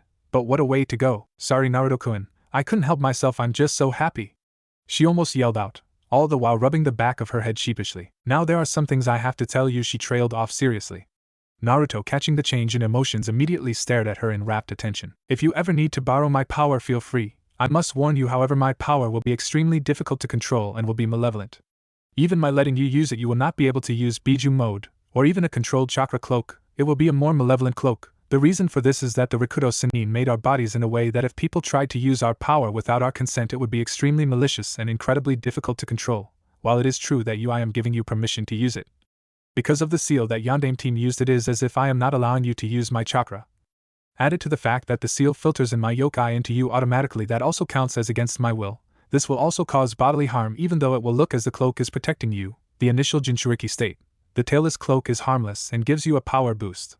The only time you will ever be able to use a full Biju mode or a controlled chakra cloak is when you get the key to the seal and manually undo it. Then and only then will there be no interference with the seal and me letting you use my chakra. Naruto nodded, taking in all of the useful future information. So I will be able to control some, but it will be harmful to my body and extremely difficult? Asked Naruto. Kurama nodded before answering. Yes, and if you try and use all of my power without the key, at the 8th tail, Yondaime team will appear and reseal me. After that though it will act and I will get free because you are forcing the use of my chakra. Naruto grimaced. He really didn't want to meet his father, though he did for the sake of decking the prick. You are and will be very special, Naruto-kun, Kurama said. You have absolutely astonishing potential. You have the blood of probably the strongest clans flowing through you, the Kagaya, Senju, Uzumaki, and although I loathe it, Uchiha. You hail from all of these four extremely powerful clans. You could become the most powerful shinobi to ever walk the earth, possibly greater than even the Rikudo Sennin, she proclaimed, lost in her own little world at the possibility of her jailer being the strongest shinobi. Naruto's sweat dropped. She honestly seemed more into it than he did. Kurama gained a slight blush, thinking about the distant but near future. And if he is that strong in about a decade, perhaps I will finally have a worthy mate. Someone to dominate me. Kahahaha. She cackled madly inside her head. On the outside she finally gained a light nosebleed. Naruto could only think she had finally lost the plot. Perhaps it wasn't the best idea to completely trust a Biju with questionable sanity? When she started cackling aloud, he moved back a few steps and awkwardly stared at the ground, hoping she came back to Earth or the mindscape soon. After coming out of her happy place, she continued, You know how Kiyomi and you can sense negative emotions. At this Naruto nodded, and Kurama continued, This is my special ability that my Jinchuriki can harness if I so choose. Naruto had tears brimming in his eyes. Thank you so much, Kurama-chan. Without it I might have been. He shivered at the picture in his mind, some naive retard in an orange jumpsuit screaming about becoming the best Hokage ever. Databao. Kurama's nose crinkled in disgust at the thought. I mightn't have gotten along with you so well at that point. Naruto nodded in understanding and agreement. I wouldn't blame you, though it would make a good cover. A mask if you will for around the village. Well, the academy, at least no one would really bother me then. Kurama nodded with his idea. Yes, it would. After all, a smart demon is a dangerous demon. Plus, a shinobi's best tool is deception. Kurama decided that the next topic to address was which parent hailed from which clan. Now I'm going to explain which clans which parent is from, so listen up, Naruto-kun. She told him. At his nod she continued. Kushina-chan is half Uchiha, half Uzumaki. She is related to Madara team. Her chakra is like his. It is very potent and ominous. Her red hair along with her talent in Fuinjutsu is proof of her Uzumaki lineage. She also has the Sharingan, and in her final moments unlocked the Mangekyo Sharingan as I have previously stated. So that leaves Minato team's blood. He is obviously the Senju in Kagaya, though he never had white hair or the dots on the forehead of the Kagaya. My guess is his Senju blood overpowered the Kagaya, making his physical traits more Senju. He also never unlocked the Shikatsumiyaku, though only very few unlock it. I believe you have already, and Kiyomi-chan has the possibility to awaken it. Naruto nodded, taking in all of the information about his clans that she knew. He really did have scary potential. Now that we're finished with that, I want to show you a very handy jutsu that I picked up over the years. I'll be teaching you the Chi Bunshin no Jutsu, Blood Clone Jutsu. Naruto nodded with excitement and some glee at the prospect of learning a new jutsu, adding to his already impressive repertoire. Well, impressive for a 5-year-old. After learning the Chi Bunshin no Jutsu, Blood Clone Jutsu, Kurama started to teach Naruto some genjutsu. With the aid of his Sharingan, Naruto could automatically detect up to some C rank and even some B rank genjutsu. He wouldn't really need to practice until he reached the 3 Tomo Sharingan, and possibly the Mangekyo if he ever unlocked it. Kurama suggested that a few nights every week he comes into the seal to practice, mainly with his Sharingan to use genjutsu in order to control people or knock them out. The reason he was training so hard was in order to be able to enter the ninja library or other places he couldn't, mainly the ninja library though, as to learn all of the jutsu he could. After all, he wanted to become the most powerful shinobi to ever live. The next day, as soon as Naruto and Kiyomi had finished their breakfast and after Naruto had finished explaining last night's events to Kiyomi, they were interrupted from their idle chatter by their door being knocked on. Naruto-kun, who do you think that is? Kiyomi questioned. I don't know, Kiyomi, but whoever it is, I can't feel any malicious intent from them. You stay here, I'll open the door and see who it is. Naruto replied to his precious Yamato. Getting up from the table at which he was seated at, Naruto proceeded to the door. I wonder who it could be. I know they don't mean harm because it's impossible to hide any negative emotions from Kurama-chan, thus my sensing abilities. Naruto thought, his thoughts going a mile a minute. Could it be Yugao-chan? Upon reaching the door, Naruto slowly twisted the knob and started pulling it towards himself. I guess I'm about to find out. When the door was fully open, he gazed upon a beautiful long raven-haired woman who looked to be in her early 30s. She was smiling at him. The woman has a slightly round face, large soft charcoal black eyes, and pale white skin. Her beautiful long shiny raven hair ends at her perfectly heart-shaped rear end. Her torso is lean but toned and come up to her large D-cup bust. She has 2 bangs framing each side of her face. Ah, Naruto-kun? she asked him warmly. Yes, he replied, dumbly nodding his head, still having no clue as to who this was. Who might you be? He questioned sharply. Her eyes softened and she gained an even warmer look if that was possible. My name is Makoto Uchiha. I was your mother's best friend, was her reply. Naruto's eyes widened, his thoughts going wild. Is this really her? Why is she here now? She doesn't seem like the type of woman to abandon us. Did she abandon us though? I'll have to verify that it is her though. Here goes. He questioned to himself. If you are who you say you are, then who is my mother? I haven't ever been told. Naruto asked her. He knew from the conversation with Kurama-chan, but it was the best question he could come up with. Makoto's eyes widened in shock. They didn't even know their mother's name? Kushina Uzumaki she was known to everyone by, or Kushina Uchiha known as only to me. Makoto finished. Those last words confirmed she was who she said she was. She was the only person that his Ka-chan ever told, well besides Namake's team, but he's dead. You are who you say you are, you may come in, Naruto said. Makoto's smile widened. So you didn't know? I guess it's fair enough. I am the only other person who knows her true last name. Thank you, Naruto-kun, she replied, following Naruto inside, they both at the table. Who is this Naruto-kun? Was Kiyomi's question. Remember this morning when I told you about Ka-chan's best friend? Naruto asked her. At Kiyomi's nod he continued. Well, this is her, one Makoto Uchiha. Naruto exclaimed, gesturing to the beautiful raven-haired woman who merely smiled. Kiyomi's eyes widened. So Makoto-san, Naruto started. Only to be interrupted. Please Naruto-kun, Kiyomi-chan, call me Makoto-chan or Makoto-ka, san makes me feel old. Both children nodded. Why have we never met you? Naruto queried. Makoto's look saddened. I'm sorry, I didn't mean to. Just before Kushina-chan gave birth to you both I gave birth to my little girl Sayuri-chan. I also have my eldest, Itachi-kun. He was becoming a genin around the same time, so I had to juggle looking after Sayuri-chan and Itachi-kun becoming a shinobi. Also with the fact that the Sandame never released where you were to me or anyone, I couldn't find you. I had a Kage Bunshin look for you once a week, but it would look suspicious if the wife of the Uchiha clan head was snooping around the village and the orphanages looking for the Jinchuriki twins, especially with the rumors that the Uchiha clan controlled the Kyuubi into attacking the twins. Both nodded at her reasoning. She didn't abandon them and she was in a difficult situation. Either could blame the poor woman. She was a single person against the whole village looking for two people. Plus, if the old goat wanted to and got suspicious that she was looking for them, then she could be executed for treason. She couldn't afford that. It's alright, Makoto-chan. You couldn't do anything, but you're here now and that's all that matters. Naruto stated, and Kiyomi and he both gave her wide smiles. Makoto's eyes teared up. Thank you both, Kiyomi-chan, Naruto-kun, she said, giving them both warm, bone-crushing hugs. I saw what you did yesterday, Naruto-kun. I was on my way over to see you, but when you got home you locked the door and from what I could hear you blocked off the entrance. That's why I left visiting until today. Are you alright? She questioned softly. Naruto gained a fierce look and nodded. Yeah, I'm alright, Makoto-chan. I was a bit distraught when I got home, but I met Kurama-chan, the Kyuubi, and she explained what happened and I am fine with it. I'll even do it again if I have to. Anything to protect Kiyomi-chan. Kiyomi's eyes watered at Naruto's words. She gave him a big hug. Thanks, Naruto-kun. I'm sorry you had to do that, she said back to Naruto, who simply nodded. You unlocked the Sharingan, the Uchiha clan's Kekkai Genkai. While I can't train you directly, I'll send a clone over once every week to check up on you. I'll also give you a scroll with what I can on the Sharingan. I'll also have to drop all of Kushina-chan's Fuinjutsu equipment. She gave me backups of everything. Naruto nodded and thanked her. I'll have to bring Sayuri-chan over one day to meet you, or maybe you can come over to the compound? She said, sort of questioning the subject. Both children's faces lit up with a smile, and they nodded eagerly. Oh, before I have to leave I got something for the both of you, Makoto started. She pulled out a piece of paper from God knows where and it had a Fuinjutsu matrix on it. A storage scroll, Naruto stated. Makoto nodded at his statement. She channeled some chakra into it, and a puff of smoke erupted. Happy birthday! Exclaimed Makoto. Sitting on the table was a few packs of shuriken and kunai, as well as a cake with the words Happy Birthday written across it in icing.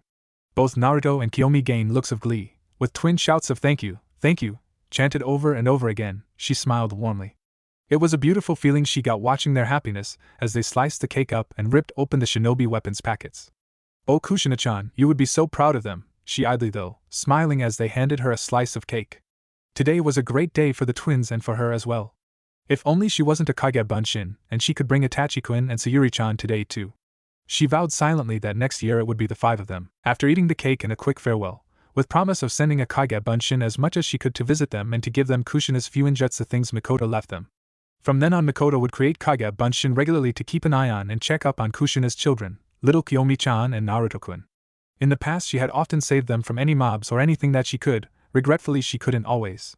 But they understood she had children too and couldn't look and watch after them 24/7. Alright, Kiyomi-chan, We have to unlock your Sharingan now, don't we? Started Naruto, turning toward his twin. Looking at her eager nodding, he couldn't help but smile. Okay, I believe the best way to unlock it is through us sparing. If I am moving quicker than you, which I will without my weights on, and if you keep yours on and you have to keep channeling chakra into your eyes while doing it. At her nod he continued. I'm certain you will unlock at least the one Tomo Sharingan. I believe it depends on your emotional distress that you will unlock that level of the Sharingan. For example, I really didn't want to die and could only think of how horrible it would be for you alone in this village. As such, and with my will to protect you, I jumped a level in the Sharingan. With you, however, I could never hurt you, and you know you're always safe, so you will probably only unlock the single Tomo sharing. Kiyomi looked quite sad. She would only unlock the single Tomo Sharingan. Kiyomi, it's not about the level you unlock. It is unheard of for a 5-year-old to unlock a single Tomo Sharingan, let alone a 2 Tomo Sharingan. At that information she went back to her cheerful self. Well then, let's unlock me a Sharingan. Tebane, Naruto grinned. Yes, let's. Time skipped 2 weeks. Over the past 2 weeks, Makoto gave Naruto and Kiyomi all of the Fuinjutsu scrolls that Kushina gave her. Naruto uses shadow clones to master a few of the barrier Fuinjutsu so that he can leave Kiyomi with a Chi Bunshin, blood clone, safe in the house.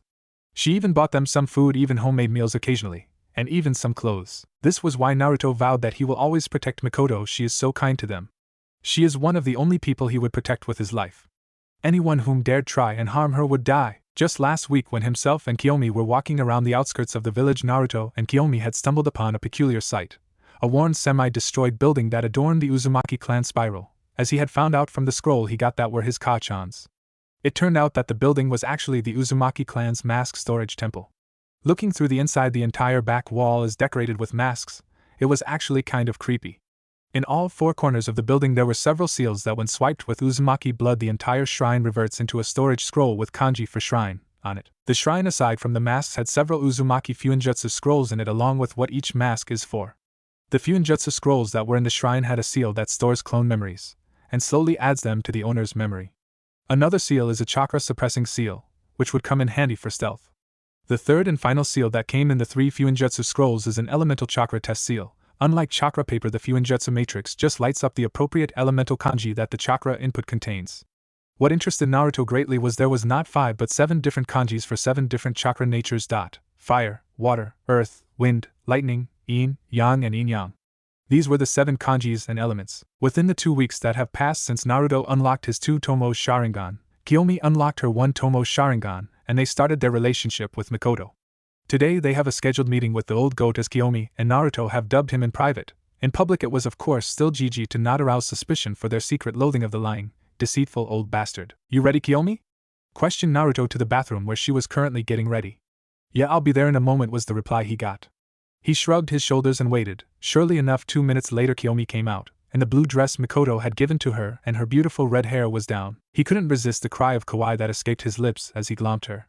Alright, let's go, he said with enthusiasm, grabbing her hand as he dragged her out the door. They held hands all the way to the Hokage Tower in order to feel safe, as they always did. Hokage Tower. After bypassing the receptionist and proceeding to arrive at the Hokage's office door, Naruto barged on and followed closely by Kiyomi, whose hand he was dragging behind him. We're here, Gigi, announced Naruto cheerfully to the elderly Hokage. Said man smiled pleasantly. Good morning to you too, Naruto-kun, and you as well, Kiyomi-chan. Both children nodded. Hiruzen turned more serious.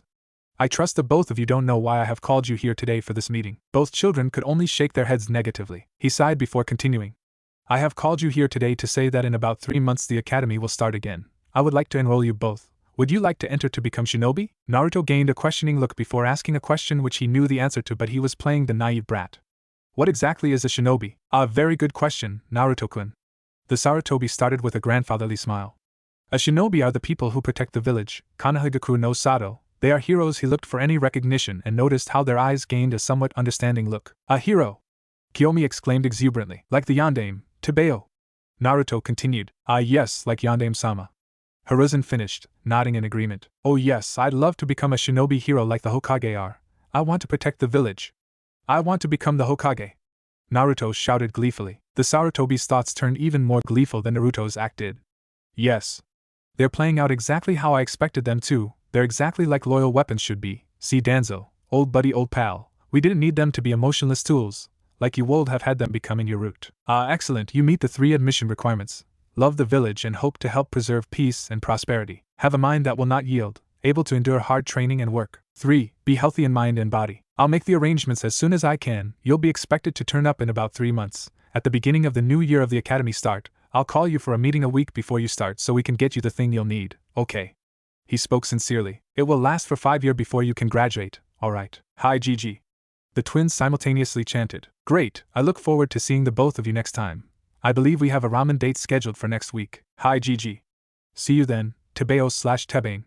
The twins replied simultaneously again, looking forward to seeing Gigi again. Yes, goodbye, Naruto-kun, Kiyomi-chan. The elderly Hokage farewelled. Things were going well for him. After exiting the Hokage tower, Naruto sneered at it. Damn old goat. He didn't want to waste his time at the pathetic academy for children. They would most likely limit Kiyomi and his potential, sabotage them because of the irrational hatred and loathing they felt for the twins. Naruto gained a wicked grin. He was officially a genius. They could just send a Chi Bunshin, blood clone, to the academy and gain the memories. It was sort of like the Kage Bunshin no Jutsu in that respect. He will tell Kiyomi of his ingenious plan once they arrived back at their shitty apartment.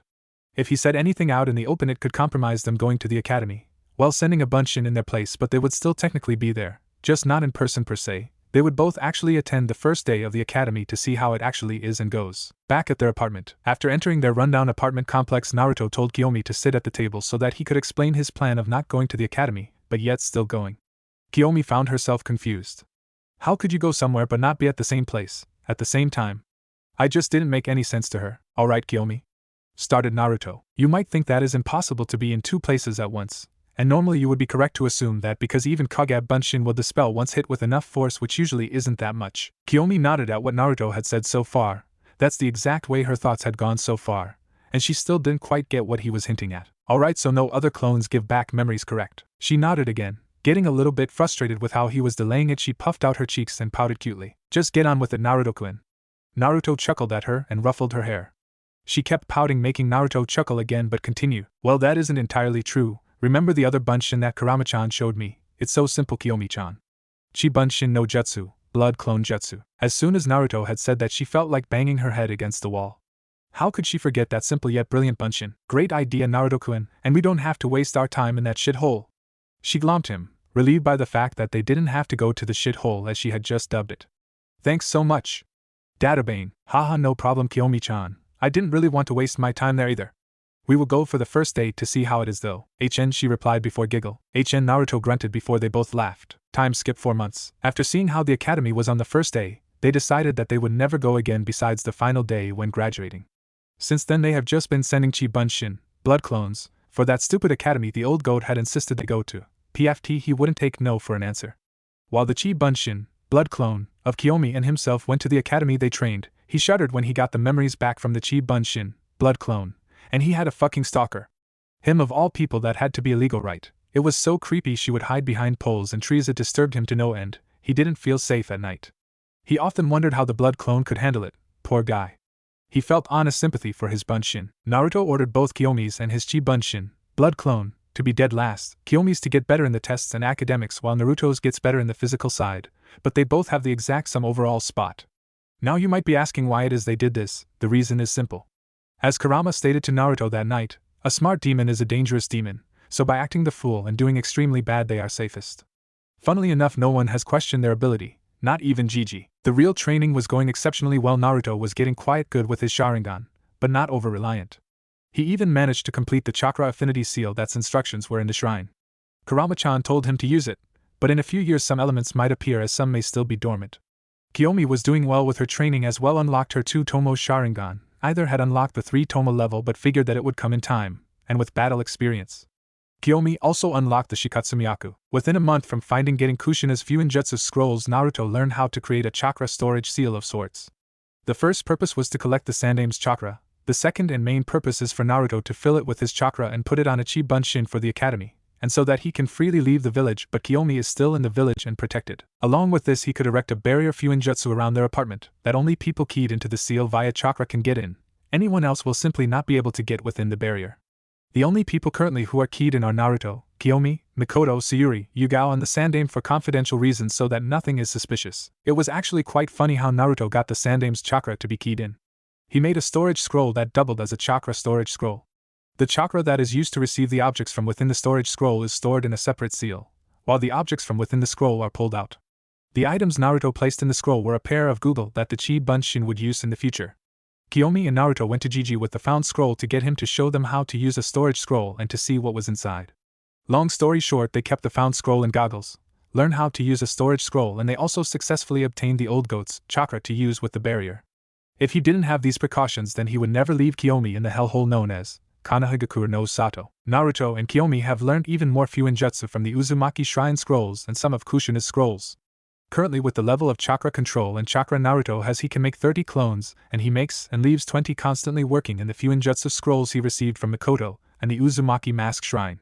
The remaining 10 are left to do other training exercises with.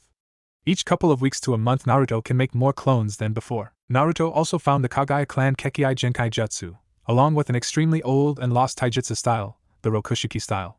He remembered how he got them both. It was his first and only trip out of the village so far, and he hasn't had time lately with learning the taijutsu style, Fuinjutsu, and the Shikatsumiyaku Jutsu. Flashback start. He had been out of the village for a few days and was a henge that made him look 16. The reason was so he wouldn't get recognized.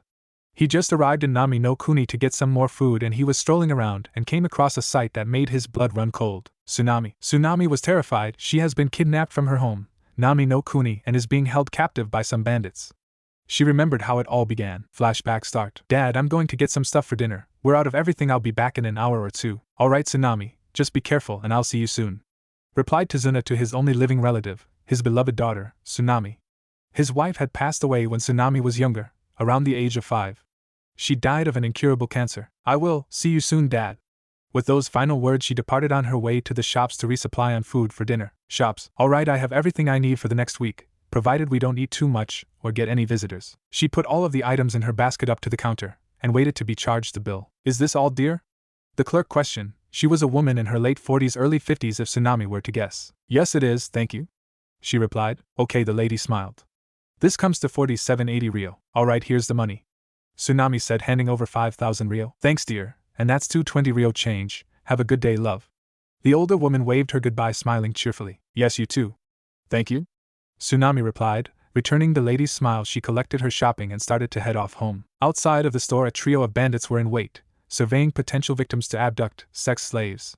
They would either sell them or use them for themselves. The first one stood at 6. He was clothed in brown shorts and a dark green shirt. He has a sword at his waist and has short brown hair. The one to his left stood at 5'4" with medium-length gray hair. He is dressed in black shorts and a blue striped shirt and wore a bandana. He didn't appear to have any weapon on him. The final one that stood on the right stood at an even 5 with long shaggy black hair. He has an eye patch over his left eye and a sword strapped to the right side of his waist. Alright, boss, I haven't seen any worthwhile victims with the sole exception of that lovely girl who went in the store an hour ago. She is mighty fine, Dirk said to the leader of the group, Jin. Yes, I agree. I think we'll only take her for now. We'll hang around the area for a few days though to capture a few more, though for now she will be enough to have some fun with. Don't you agree, boys? He said to his accomplices, Dirk and Shun, lustfully licking his lips. Hi, boss, both lackeys replied simultaneously. Alright, well, trail her for a bit, and then swoop in and capture her. Look, she's coming out, Jin ordered seriously. Tsunami exited the store carrying her basket of shopping. I'll be home soon, Dad, she thought. She knew he was worried about her going outside alone, but she understood. He was just being protective of her, his only child and last living relative. After about 5 minutes of walking, she was slightly suspicious of the trio of men following her. Call her paranoid, but everything just screamed wrong and danger about them. I'll be home in a few and I'll be safe. Nothing is going to happen to you, Tsunami. Come on, you're just being silly. She tried to reassure herself. She was rapidly failing, however. Alright, boys, 3, 2, 1, and now. The boss, Jin whispered to his underlings. All 3 bandits sprang into action, kidnapping the young woman. The leader grabbed Tsunami from behind and covered her mouth. The other 2 grabbed an arm each, successfully rendering her harmless and helpless. Alright, girlie. The leader, Jin, leered as he starting to grind his manhood into her rear end. Here's how we're going to do this, he started, before he chopped the back of her neck and it all went dark. Flashback end. Head too easy, right, boys? He said to his boys. Hi, boss, let's go and have us some fun, was the reply Jin received. The boss nodded in agreement and squeezed the now unconscious Tsunami's breast. I think it's about AD cup, boys. I get the first round of fun, you can have her after. They started to protest, but one hard look got the 2 to quieten immediately. Alright, boss, they reluctantly agreed. After 30 minutes of travel, they arrived at their hideout. Tsunami was now awake, tied up, and quite frankly, she was terrified. What were they going to do? Rape her, kill her, pimp her out? Her mind was running rampant with unanswered and terrifying questions. She had tears spilling freely from her eyes. SHHHH, girlie, the leader started. We're going to take real good care of you. He finished licking the cider of her face from her neck up, and groping her breast, she bit her lip and the tears kept falling. All three men grinned lecherously. Outside the hideout, Naruto's eyes were blood red and slitted. He was absolutely pissed off. He was going to enjoy killing this scum. He would make sure they all died, slowly, in agony and pain. He will utterly decimate them, destroy them. Without a second thought he leapt into action. A sword-like bone erupted from his wrist and Kurama's malevolent chakra turned his nails to claws. He impaled the first bastard through the lung. He coughed up a large amount of blood. Naruto proceeded to impale him through the spine and leg with the bone sword protruding from his wrist, before he used Teshi Sendan, 10-finger drilling bullets, to the head. 1, he thought with a slight amount of glee. With an impressive show of strength for a 6-year-old he tossed the body to the side. He dashed at the next victim, and drew the 2 bones that sprouted from his shoulder blades to use as katanas. He cut the man's arms off, then his legs. He walked up to the screaming and whimpering man and grabbed him by the head before impaling him through the throat. He turned to the final shit stain and grinned manically. "I'm monster." The man whimpered. Naruto could see the man had actually peed himself. "I'm the monster in all of this." Naruto snarled. "You were going to rape this woman." He finished. Said woman was in tears, very grateful to her savior. "Your punishment is death." Naruto yelled before he charged. He cut the man's left leg off at the kneecap. He impaled his right foot to the ground with his bone katana. He castrated him with his final katana before he pinned him to the wall through his stomach. Naruto moved back a safe distance and went through several hand seals. Katan, Gokakyu no Jutsu. Fire release, great fireball technique. With that a large fireball engulfed the already fatally wounded bandit, burning him alive. Naruto turned to the unknown woman he just saved. She was shaking and crying though still tied up. "Are you alright? What is your name?" Naruto questioned softly, not knowing the woman's name. "Tsunami, it's Tsunami," was her hesitant reply. "Thank you F for saving me," she trailed off. "Naruto, thank you for saving me," Naruto-kun, Tsunami said with a bright smile. Though she was still shaken up, she was truly grateful to this Naruto, and wasn't afraid of him for what he had just done. Those monsters needed to die unless other women are to be put through the same fate she almost experienced. "Alright Tsunami-san," Naruto started, only to be interrupted. "Oh please no formalities, Naruto-kun, you did just save me." Naruto smiled at the kind woman. "Alright Tsunami, allow me to escort you home." She nodded slowly and she showed Naruto the directions home. Arriving at the door, Naruto started to speak. "I'm sorry Tsunami, but I have to get going. Are you sure you won't stay a while?" she questioned, a bit saddened that her cute savior had to go so soon. Naruto nodded in affirmative. "Yes, I'm sorry. Please be safe from now on Tsunami." "I will, and thank you Naruto-kun," she said warmly before she pulled him in close and bent down kissing him on the cheek as a reward. Naruto cheeks tinted pink and Tsunami giggled at his cuteness. "Thank you and goodbye, Naruto-kun," Tsunami said to her, leaving savoir. With a nod and a wave, Naruto gets going. Time skip the next day. After the whole Nami no Kuni fiasco, he spent the rest of the day traveling towards the Mizu no Kuni border. It got to nightfall before long and he decided to spend the night in a tree off the ground. It was out of the way and safe from any predators. He has just woken up and got down from the tree. He is currently wandered through the thick forest trying to navigate his way to Mizu no Kuni and ended up in a swamp-type place. While he was resting on a rock he almost lost his balance, and in panic grabbed onto one of the smaller rocks that appeared to be just a small reformation in the larger rock. This however was proven wrong when he grabbed it, and swore he felt it move a bit, but quickly dismissed it as his tired mind playing tricks on him. However, when he heard a loud rumbling round originating from the mossy swamp bank where some vines and moss were once in place was now a gloomy cave entrance, he did a double take, and rubbed his eyes to make sure he wasn't seeing things, and sure enough the cave entrance was still there. He approached it carefully with caution in case of it being a trap. For good measure he creates a Kage Bunshin and had it go in first. He heard the footsteps of the Bunshin become lighter before they vanished. After about 5 minutes of waiting anxiously he heard the footsteps of the Bunshin signaling its arrival. What he saw puzzled him. In the Kage Bunshin's hands was an old box that didn't appear to have aged even a little bit. He could tell it was old though because of its style. He had never seen anything like it. "What's in it?" he questioned the Bunshin curiously. "That's the thing boss, it's just a scroll," the Bunshin replied. "Well, did you open and read it?" Naruto asked the Bunshin curiously. "I did boss, it is completely safe and appears to be some ridiculous training schedule from the first couple of lines. After that however it appears to be about a taijutsu style. Judging by that the ridiculous training schedule must be required for the style, though if you ask me the techniques would be impossible, and seems more like a lie or some crazy old coots theory. Probably useless," the Bunshin stated with a shrug. "Let me be the judge of that," Naruto replied sternly. Suit yourself boss, good luck, see you," the Bunshin said as it puffed out of existence. Naruto got the memories and turned back to look at the scroll and began to open it, eager to read its contents. He'd skip the training schedule for now and wait until he got home to go over it. Jeppo, Moon Step. The Jeppo allows the users to actually jump off the air itself, allowing them to stay in the air for much longer than usual. Users can use this technique to cross great distances without ever touching the ground, or set themselves up for swift, aerial attacks.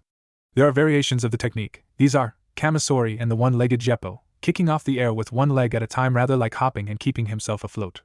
While the technique itself affords several advantages both in and out of battle for the user, it has but one major weakness, since its usage depends heavily on the user's legs. Restraining or pinning down any major parts of the lower body can significantly disrupt Jeppo.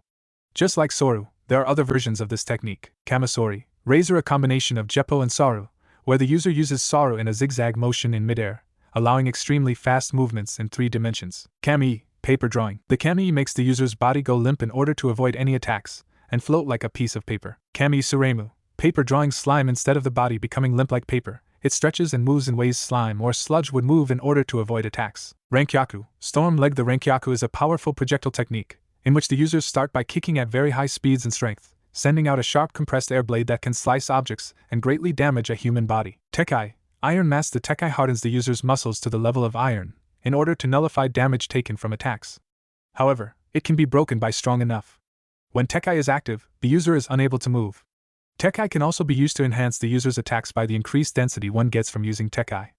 The strength of Tekkai can vary for users with different physical conditions, as a person with a higher level of muscular strength would be able to take stronger forces and enhance attacks with his or her use of Tekkai. Furthermore, despite the increased physical density that one gains when activating this move, one should remember that the user's body is still flesh and blood. Thus, its resistance to other than solid attacks remain pretty much the same, making the user as vulnerable as ever to certain attacks. Tekkai Utsuji, iron mass. Doitsu. This form of Tekkai is used entirely as a counter instead, where the purpose is not to absorb damage from the attack, but to transfer the shock of the attack back to the attacker, which can lead to broken bones in a normal human body. Soru, shave. The Soru allows the users to move at extremely high speeds in order to avoid attacks, as well as to attack at higher speeds and with greater power.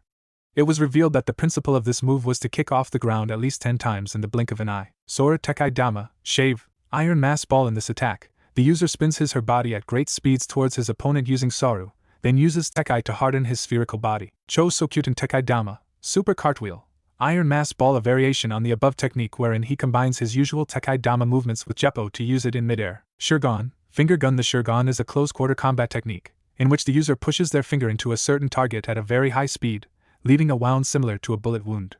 It is a very useful technique that can connect rapidly and accurately, which works well with the Rokushiki user's impressive speed and agile techniques.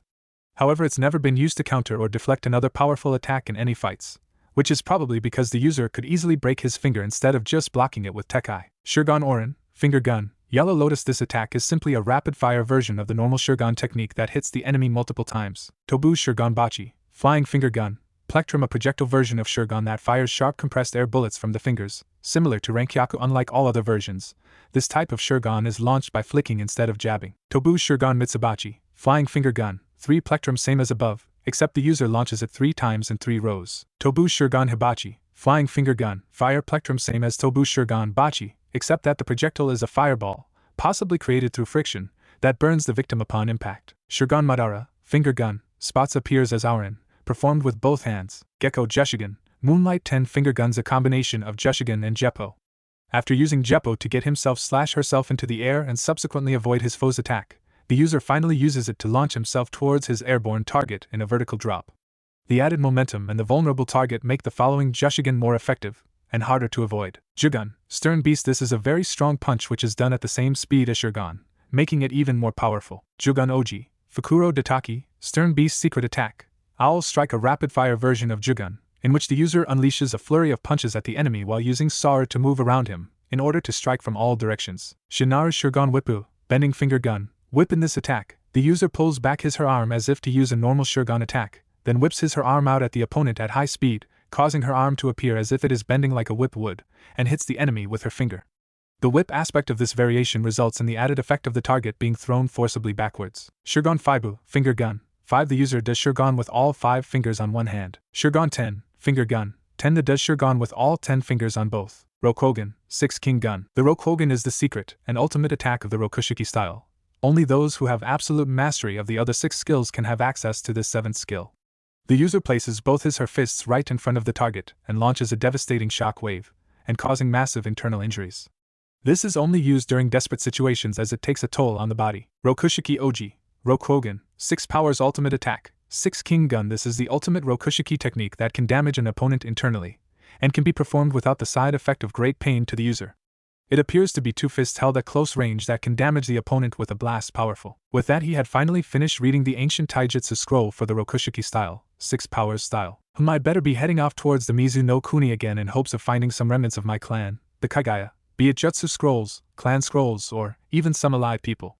He mused to himself. He was in an unknown area at the edge of Hai no Kuni. He was between Hai no Kuni, Nami no Kuni, and Mizu no Kuni. He mulled it over with the map in his hands, and with some input from Kurama, they agreed it would take him about a day or two to arrive at his destination. He put his map of the elemental nations away and sighed. Today and probably the next few days were going to be a long few days. He really wanted to get back to Kiyomi-chan. He shook his head, clearing his thoughts. Better get going. The day isn't going to wait for me, he mumbled to himself. With that, he took off. By the end of the day, he could see the water that would lead him to Mizu no Kuni. He'd sleep here for the night. The next morning, Naruto made his way across the water and made it to an island that seemed to have abandoned homes. In the far-off distance, with Sharingan activated, he could vaguely make out what he assumed was the mainland of Mizu no Kuni, thus Kirigakyo no Sato. He shrugged before he started to explore the abandoned island and homed. It turns out that it is the Kagaya clan land. He finds some scrolls with Shikatsumiyaku jutsu and 2 black hair ornaments, one for either side of his head to securing the tips of his bangs. Maybe if he grew his hair out he'd wear them. Checking through the scrolls, each one was labeled what he assumed to be a Shikatsumiyaku jutsu name. Altogether there were 7 jutsu scrolls, one for each jutsu. The scrolls are labeled for each technique, and each scroll has an explanation of the jutsu. Teshi Sinan 10-finger drilling bullets. Hardened bones from the fingertips are shot at the enemy, with a spinning motion added to the skeletal bullets. A direct hit will excavate skin, flesh, and bone. Since the bones of the user can be regenerated, the rate of fire from the user's arsenal is limitless. This technique is essential to Shikatsumiyaku users for long-distance attacks. These attacks are known to be strong enough to easily pierce through the steel armor worn by the samurai. Yanagi no Mai, Dance of the Willow. The first of the Shikatsumiyaku's 5 dances. To perform this dance, Shikatsumiyaku users grow several long bone blades from his body for use as weapons. There isn't any set form for the Dance of the Willow. Just like a willow that is shaken by the wind, the opponent's attacks are simply parried and countered. Uncharacteristic of a willow, the hardened bones puncture and damage the opponent's body. Though the user primarily uses 2 blades grown from the palms of his hands, users can also use several secondary bones grown from their elbows, knees, and shoulders. This dance form is incredibly acrobatic, using spins, charges, and long sweeping slashes to make the strikes more effective and to evade opponents' counter-strikes. Shikatsumiyaku users can also extend his bones to attack his opponents without having to adjust his own movement. Tsubaki no Mai, Dance of the Camellia. The second of Shikatsumiyaku's 5 dances, which Shikatsumiyaku users perform by modifying one of their upper arm bones to create a short, bone-hilted bone sword. The user then stabs chaotically and continuously, which causes the opponent's eyes to lag behind. The speed resembles afterimages. The hand with the sword is again and again visibly projected. And yet the movement is irregular, which makes it difficult to predict. With each thrust, the sword's track is very capable of changing. The attack comes from unexpected angles, causing a person's delicate defense reaction to come off guard. Though one can have great reflexes and moving ability, it is next to impossible to keep dodging the fierce attack until it stops. Thus, if one showed an opening, a finishing blow will be dealt by one stab in an instant. Karamatsu no Mai, Dance of the Larch. The third of the Shikatsumiyaku's 5 dances. From the body, several bones pop out all at once. The stronger the opponent's physical attack, the more powerful the counterattack is, dealing severe damage. The sudden defense, combined with the needle-like bone's high killing ability, makes way for a technique which potential is high for battle. The bones can be used to block or trap an opponent's strikes. In addition to being an unwelcome surprise for opponents, it makes the user basically untouchable at close range. If an opponent would start to get close to them, the user would start to spin rapidly, slashing the foe in multiple areas of their body. Tesenka no Mai, Hana, Dance of the Clematis, Flower. The fourth of the Shikatsumiyaku's 5 dances. To obtain the strongest absolute hardest weapon, a considerable amount of chakra is needed. Enhanced to the highest degree maximum solidity due to the dense compression, the bone weapon is exceedingly large. Since its destructive power has no meaning if the blow does not connect with the opponent, Shikatsumiyaku must users first binds the opponent with a vine. Sawarabi no Mai, Dance of the Seedling Fern. The last of the Shikatsumiyaku's 5 dances. Countless bones rise from underground, which can be as many as thousands, up to the tens of thousands. The blades of bone indiscriminately slaughter whoever stands on the ground's surface. Furthermore, if this fails to bring down their foe, the user can become one with the bones, which in turn can allow them to attack an enemy unnoticed. After nodding at the explanations of the different jutsu provided, he figured it was time to start his trek back to Konoha, back to Kiyomi. He sighed before he got started. It'd be a long next few days. Time skip 4 days apartment. He had made it home, and he managed to slip back in without anyone noticing. Oh, how he was smooth! He trotted to the kitchen after making sure that Kiyomi wasn't in there. Apparently, according to his bunshin, she was in the toilet. This would give him time to switch with the bunshin. He would explain how he got the scrolls to her when she got out, and then they could hopefully try to unlock her Shikatsumiyaku, if she has it, that is. When Kiyomi got back into the kitchen, he decided that he should tell her about his adventure. After a brief explanation of his trip, Kiyomi looked a little angry. "Why didn't you take me with?" she questioned him sharply. "I couldn't bring you. You were safer here with my Chi Bunshin, blood clone, and the house has a barrier seal so no one else can get in. Besides, my Sharingan is more advanced, and I have the Shikatsumiyaku for protection." At his reasoning, she reluctantly agreed and slowly nodded her head. "Next time though, I won't have to leave without you though, because you'll be strong enough and we'll leave together." "Ah, really, Tebane?" she questioned. Naruto smiled at her before replying, "Yeah, really." She pumped her fist in the air. "Then let's get training." Databane, flashback end. The other day, after receiving the memory of his Academy Chi Bunshin, blood clone, reading about the epic battle of Hashirama Senju and Madara Uchiha, Naruto just had to see the battlefield himself. He consulted Kiyomi on the matter, and they both agreed to go dawn the next morning. There was no way she was missing out on getting out of the village, especially when she was ready. After a few hours of gliding through the trees there, the twins finally arrived at their destination. It was a beautiful area, where the legendary battle between titans changed the landscape into the valley itself.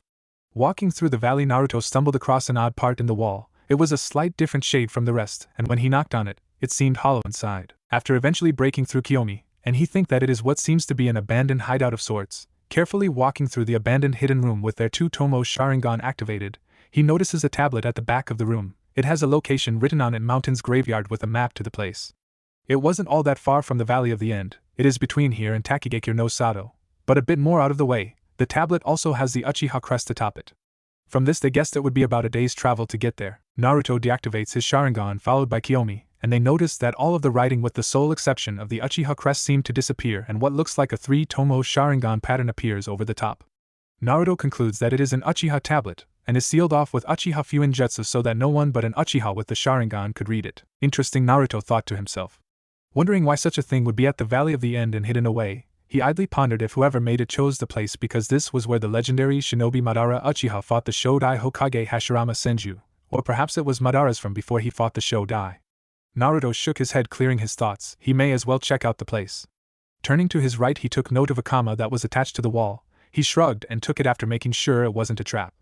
He thought it would be an intriguing weapon to learn to use, and it seemed to be very good quality. He may as well get some use out of the thing. He swiftly exited the cave, followed closely by Kiyomi.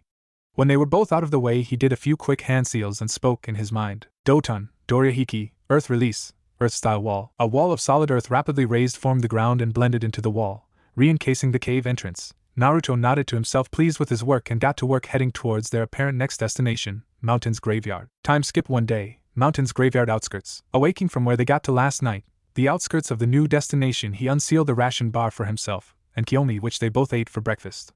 Naruto decided it was time to get exploring. Motioning to Kiyomi to follow, they started making their way to a clearing. Naruto scaled a large tree to get a good overview of the place. No use on going in blind. Arriving at the top of the tree, Naruto got a magnificent view of the area known as Mountain's Graveyard. There are large bones amongst the trees and forestry. Huh, so that's why it's called Mountain's Graveyard. Fits. Naruto thought to himself, noting all of the bones and the mountains surrounding the place. It was literally a graveyard surrounded by mountains. Sum up here and check the view out, Kiyomi-chan, he said down to his twin. Said girl shrugged her shoulders and quickly made her way up to him. Wow, what a view, she said in complete awe of the place.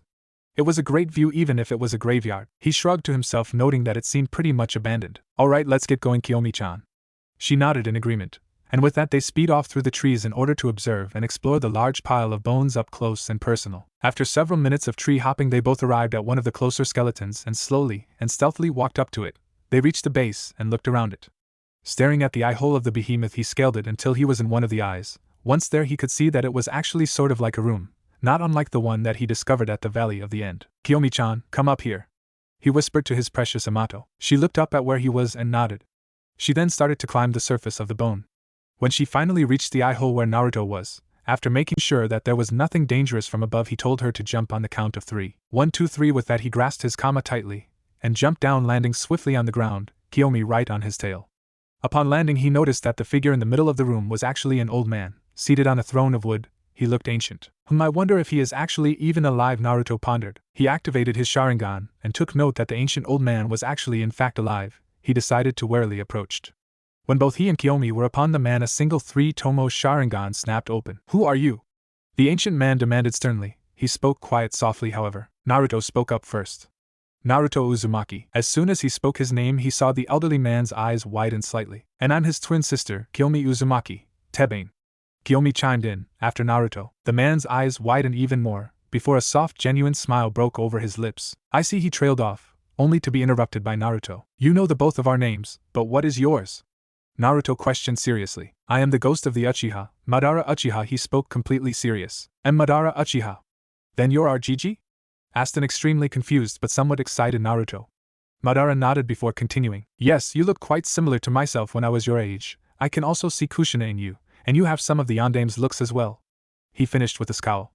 Taking note of Naruto's hair color, which was primarily red, with yellow being a somewhat second main color, he also had streaks of white and black with a blue tint through it. After looking at Naruto, he inspected Kiyomi. She had hair that went down to about the middle of her back, and the front came down to about her shoulders. Her hair color was again primarily red with yellow bangs and streaks of white, yellow and black with a blue tint to it. Madara raised an eyebrow. Kids these days dyeing their hair. He shook his head sadly. Naruto gained a tick mark and his eyebrow twitched violently. It is not dyed. He squawked. Kiyomi nodded in agreement. It used to be just yellow, but then the red started to gradually take over. I had little bits of white and black, but when I awoke the Sharingan and Shikatsumiyaku, the white and black came out more. Naruto mumbled just loud enough for Madara to hear. Said man smirked. Already unlocked your Sharingan. I'm impressed and proud. You also have the Shikatsumiyaku.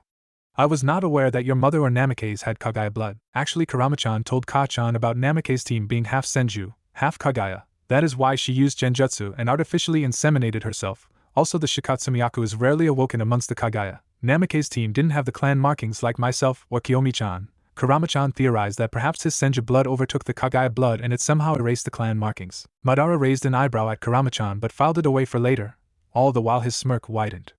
Oh, what magnificent potential the children have, to be born of 4 clans, and to have unlocked 2 of the Kekkai Genkai at such a young age. The Sharingan at its second level with 2 tomos in both Kiyomi's and Naruto's eyes too. He didn't think that even he himself had the 2-tomo Sharingan at the age of 5 years 6 months. It was unheard of. To think they used to call him the prodigy of the Uchiha clan. He truly was proud of them both. What about you, Kiyomi? Have you unlocked the Shikatsumiyaku too? He questioned. He wouldn't be disappointed if she didn't. It was rare enough for one person to unlock it, let alone 2. Hi, Gigi, replied Kiyomi. Madara's smirk seemed to widen even more. You're the spitting image that Kushina was at your age, Kiyomi. Madara started softly. You have the same face, eyes, and even the same hair, albeit it has a few different colors, but it is mainly red. Kushina got most of her looks and personality from your Ba-chan, Kasumi-chan, huh? And you all start with the letter K, must be something with the females of our family. Madara mused. Ah, really, Tebane? Asked Kiyomi, excited to learn more about their Ka-chan and Ba-chan. Madara gave a small chuckle. Even the same verbal tick, he trailed off. Do you have it too, Naruto? He asked curiously. And no Tebeo? Naruto stammered before clamping his mouth shut with a look of utter horror on his face. He started to cry comically and sulked in the corner of the cave, poking at the ground with a stick he had obtained from God knows where. Madara's sweat dropped. Kind of reminds me of Hashirama when he was young, he thought in slight horror and fascination. But how are you still alive, and why haven't you helped us? Kiyomi spoke up suddenly. Madara gave a slight chuckle but looked down sadly with his lone Sharingan eye. That is a long story. As for why I didn't help you, look at my body. I am barely even alive, let alone go far from this area. Both twins nodded simultaneously. Yeah, I guess, but can you please explain it more? Naruto queried. Madara gave a tired sigh before answering. Very well, look into my eye so we can talk in a genjutsu as to not waste real time. I would like to be in my youth again, even if it's not real and only for a little while. At their agreement, he looked them in the eyes as his 3-tomo Sharingan spun rapidly. Before they knew it, all 3 of them were in a genjutsu and Madara was in his prime, suited in his navy blue Uchiha battle robes and red metal-plated armor. Alright, in the Uchiha compound in the village there is the Naka Shrine. In the main hall, beneath the 7 tatami mat from the far right, is a secret meeting place of the Uchiha clan. There stands a stone monument which contains the clan's secrets, and can only be read with specific dojutsu. With each level of the Sharingan, more of the stone can be read, from the 1-tomo Sharingan to the 3-tomo Sharingan. After that is the Mangekyo Sharingan, which can read even more. The final level of the Sharingan is the Eternal Mangekyo Sharingan, which can read almost all of the tablet, the Rinnegan, the final evolution of the Uchiha's Eternal Mangekyo Sharingan, and the Senju's DNA. The Rikudo Senin's body and eyes, you can read the entire tablet. I never got to read the entire tablet, being that I unlocked the Rinnegan later and couldn't return to read the Naka Shrine again. The Mangekyo is unlocked with the trauma experience when losing someone close to them. It was during the clan war era both myself and my Ototo, Izuna, unlocked the Mangekyo Sharingan. With each use the user gradually loses their light. Being the head of the Uchiha clan at the time, I had to fight countless times against Hashirama, who had become leader of the Senju, and used my Mangekyo more than Izuna ever did, and with little time I had very poor vision. During a battle with the Senju clan, I fought evenly against Hashirama, but Izuna was mortally wounded by Hashirama's younger brother Tobirama. At Ototo's request I refused Hashirama's offered truce and fled with him. As I was going blind from overuse of the Mangekyo Sharingan, I accepted Izuna's dying request and transplanted his eyes, awakening the eternal Mangekyo Sharingan. In this new form, my Mangekyo design took on a combined appearance of Izuna's and my Mangekyo. Mine is the basis with Izuna's thick straight lines stretching outward. With this I set off to destroy the Senju brothers, Hashirama and Tobirama by myself. When Madara had finished explaining this, within the Genjutsu world he showed them his eternal Mangekyo Sharingan. After taking a short breather he continued, during the first parts of the battle and using my new Mangekyo I noticed that there was no longer a strain on my eyes and my vision never deteriorated even in the slightest no matter how much they were used, and instead of the expected slightly faded sight with the few times Izuna had used his Mangekyo I was surprised and shocked when they were like a new set of eyes, successfully restoring my eyesight with no strain on my health. I was so thrilled. With the newfound information I gave a new title to the new eyes, the Mangekyo with Eternal Light, the Eternal Mangekyo Sharingan. However, the outcome remained the same. I was still defeated by Hashirama. I finally accepted peace between our clans upon seeing that Hashirama was willing to kill himself to prove his resolve. This led to the creation of the village. I christened it the village hidden behind the leaf. Thus Konohagaku no Sato had been named, and the first of what is now known as the 5 shinobi nations. Before long the Sarutobi and Shimura clans wanted to join the village and Hashirama and I accepted. With my eternal Mangekyo Sharingan I read the stone again and with it learned the story of the Kagaya Otsutsuki, Hagoromo Otsutsuki, the Rikudo Senin's mother, his sons the Senju ancestor and Uchiha ancestor, and the Jubi, the Shinju. It foretold that joy can truly come when exact opposites find unison. Before long the Hokage had been chosen by the people, as per Tobirama's suggestion. He knew they didn't trust me so Hashirama was chosen.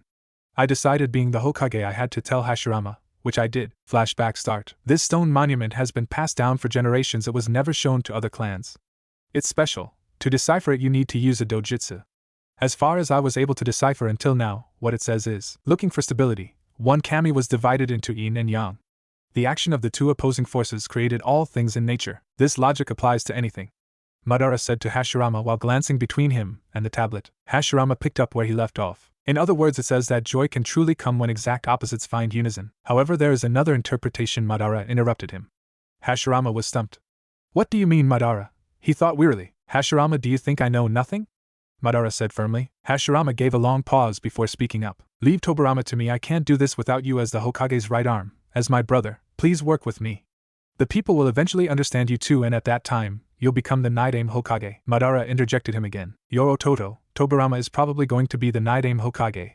And if that happens, the Uchiha are going to be exterminated. Knowing that, I told the other Uchiha to leave the village, but not even one of them listened to me. I couldn't protect my brother, and I'm probably not even able to protect my clan. Even though I promised my brother, my fellows don't trust me, even though I want to protect them.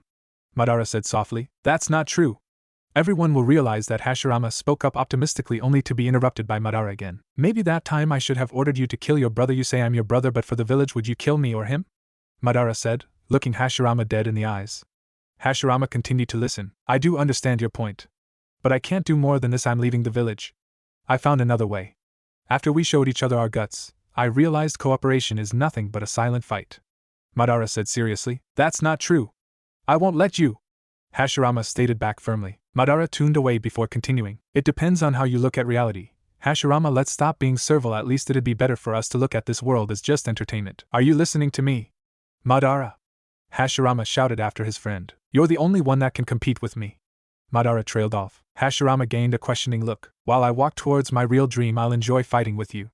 Madara said back to Hashirama with a look of madness, turning evil. What are you planning, Madara? Thought Hashirama to himself. What do you mean by real dream? Isn't what we were trying to create all in this village? Hashirama tried to reason again. You can't see it. What's beyond this dream?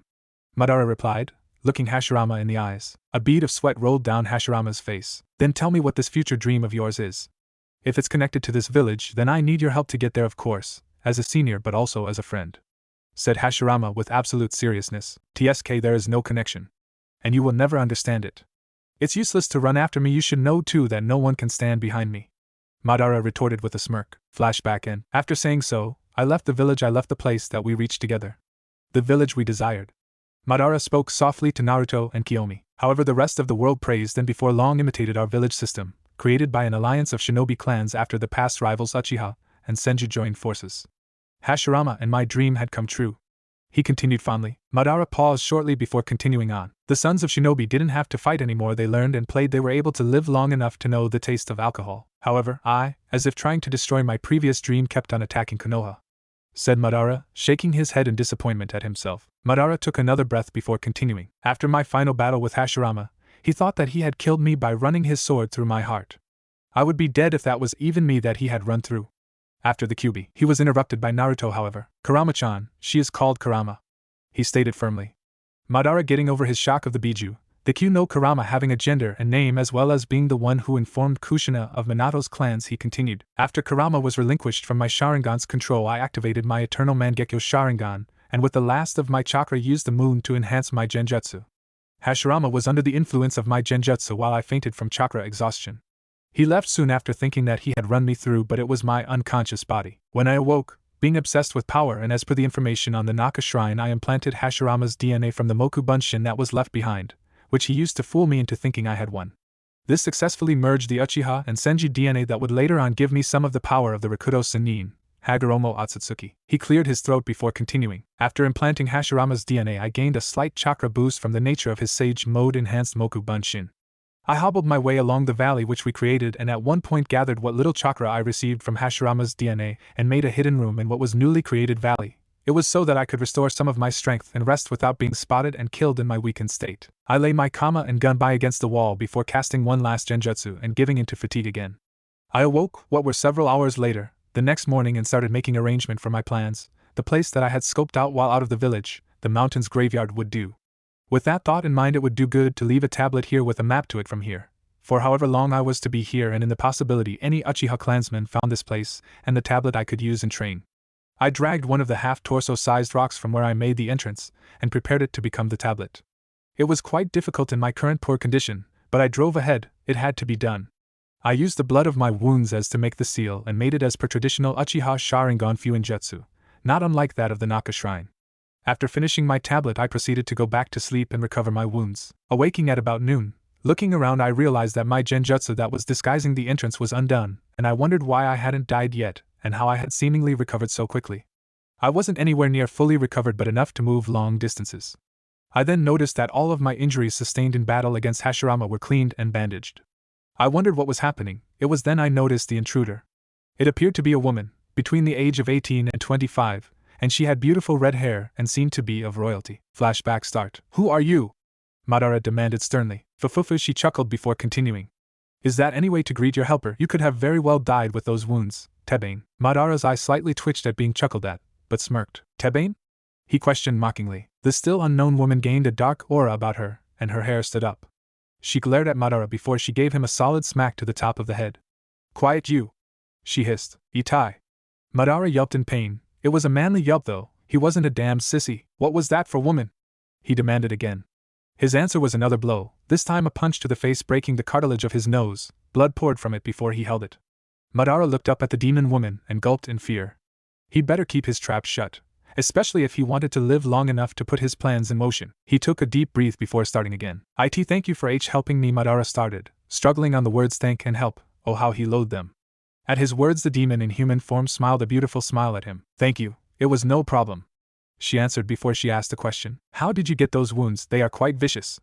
Curiosity getting the better of her, it seemed he was attacked by a single, or multiple shinobi. I was in a battle, he replied. At her stern glare, he decided it was best for his health to elaborate. I was dancing with Hashirama Senju, he finished. She raised an eyebrow at the name. Why were you dancing with the Shodai Hokage?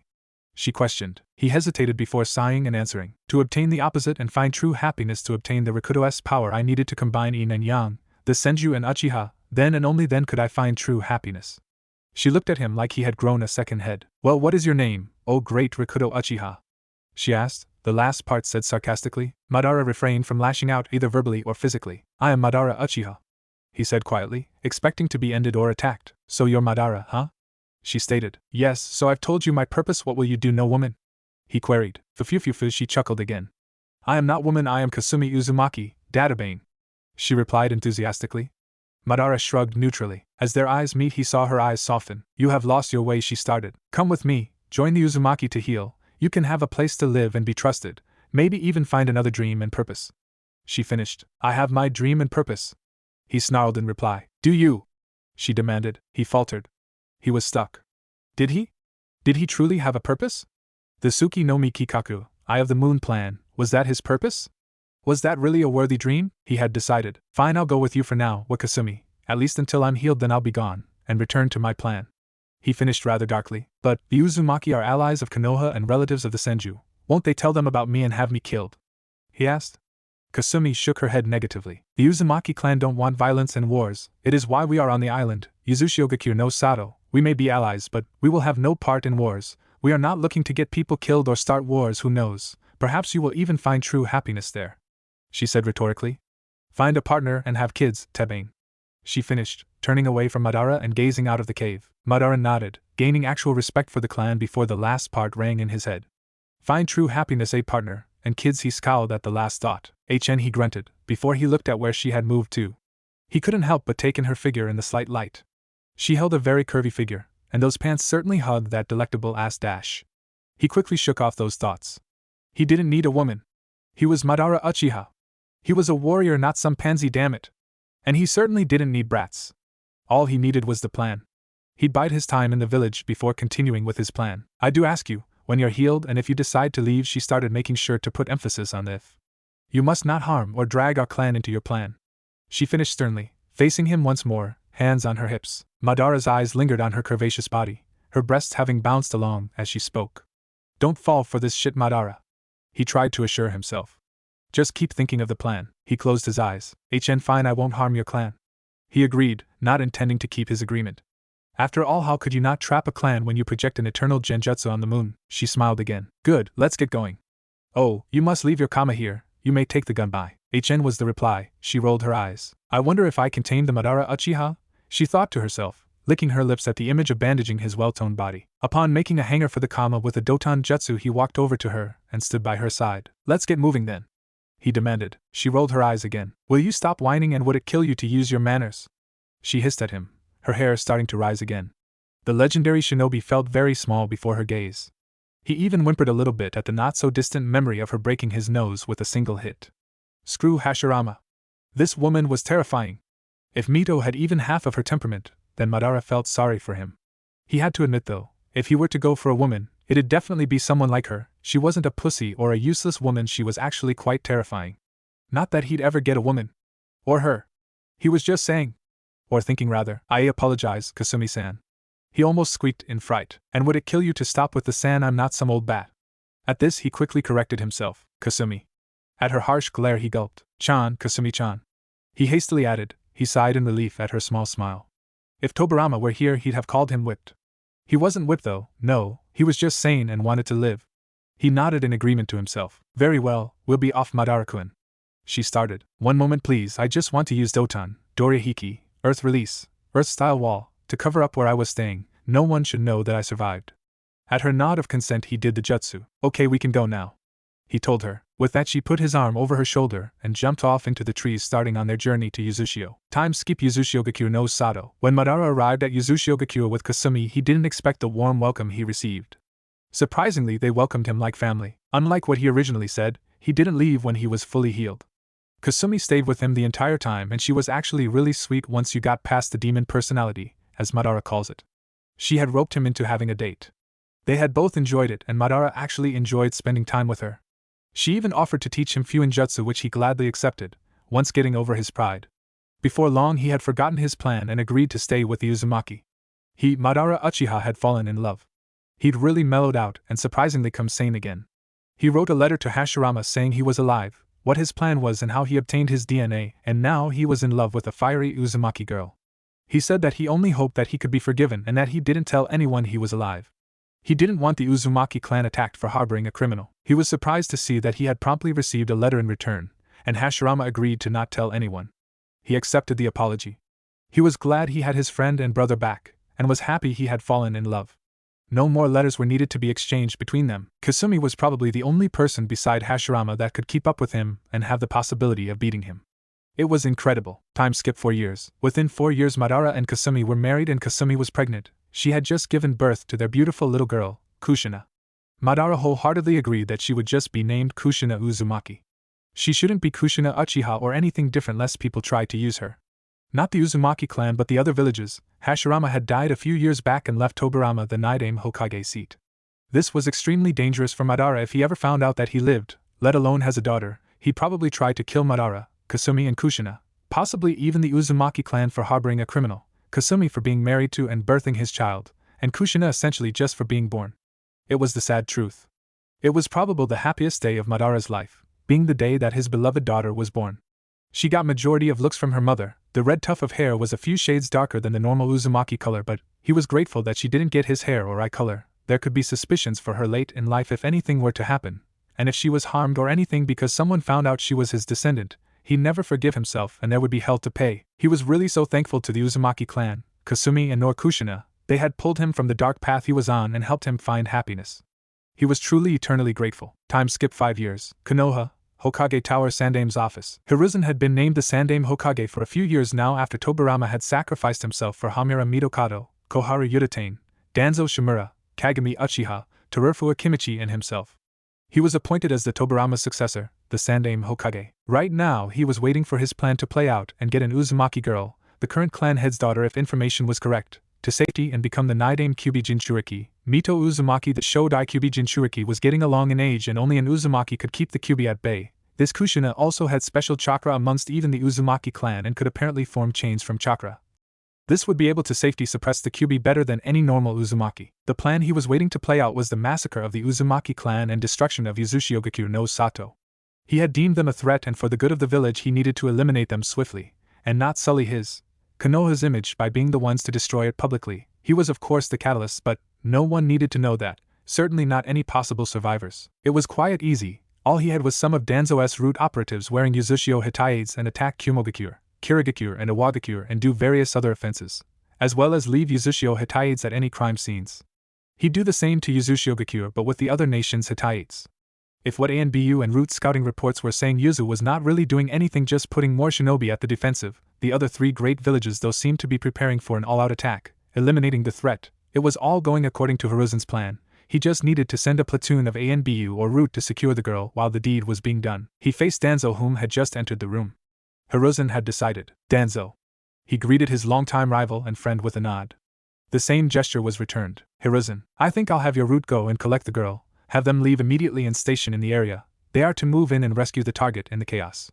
It will begin very soon, Hiruzen ordered. Danzo gave another curt nod. Very well, it shall be done, Hiruzen. We shall not leak the information of this to future Jinchuriki's status? He inquired before leaving. No, we shall not. We may need to use her with the next Hokage and we don't want to frighten people away, especially with the prospect of having a willingly loyal Uzumaki clan. Perhaps when she births a boy, she will have served her purpose and we can make him the Sandaime Kyubi Jinchuriki, loyal to AT, and submissive because of the hatred. Danzo nodded again.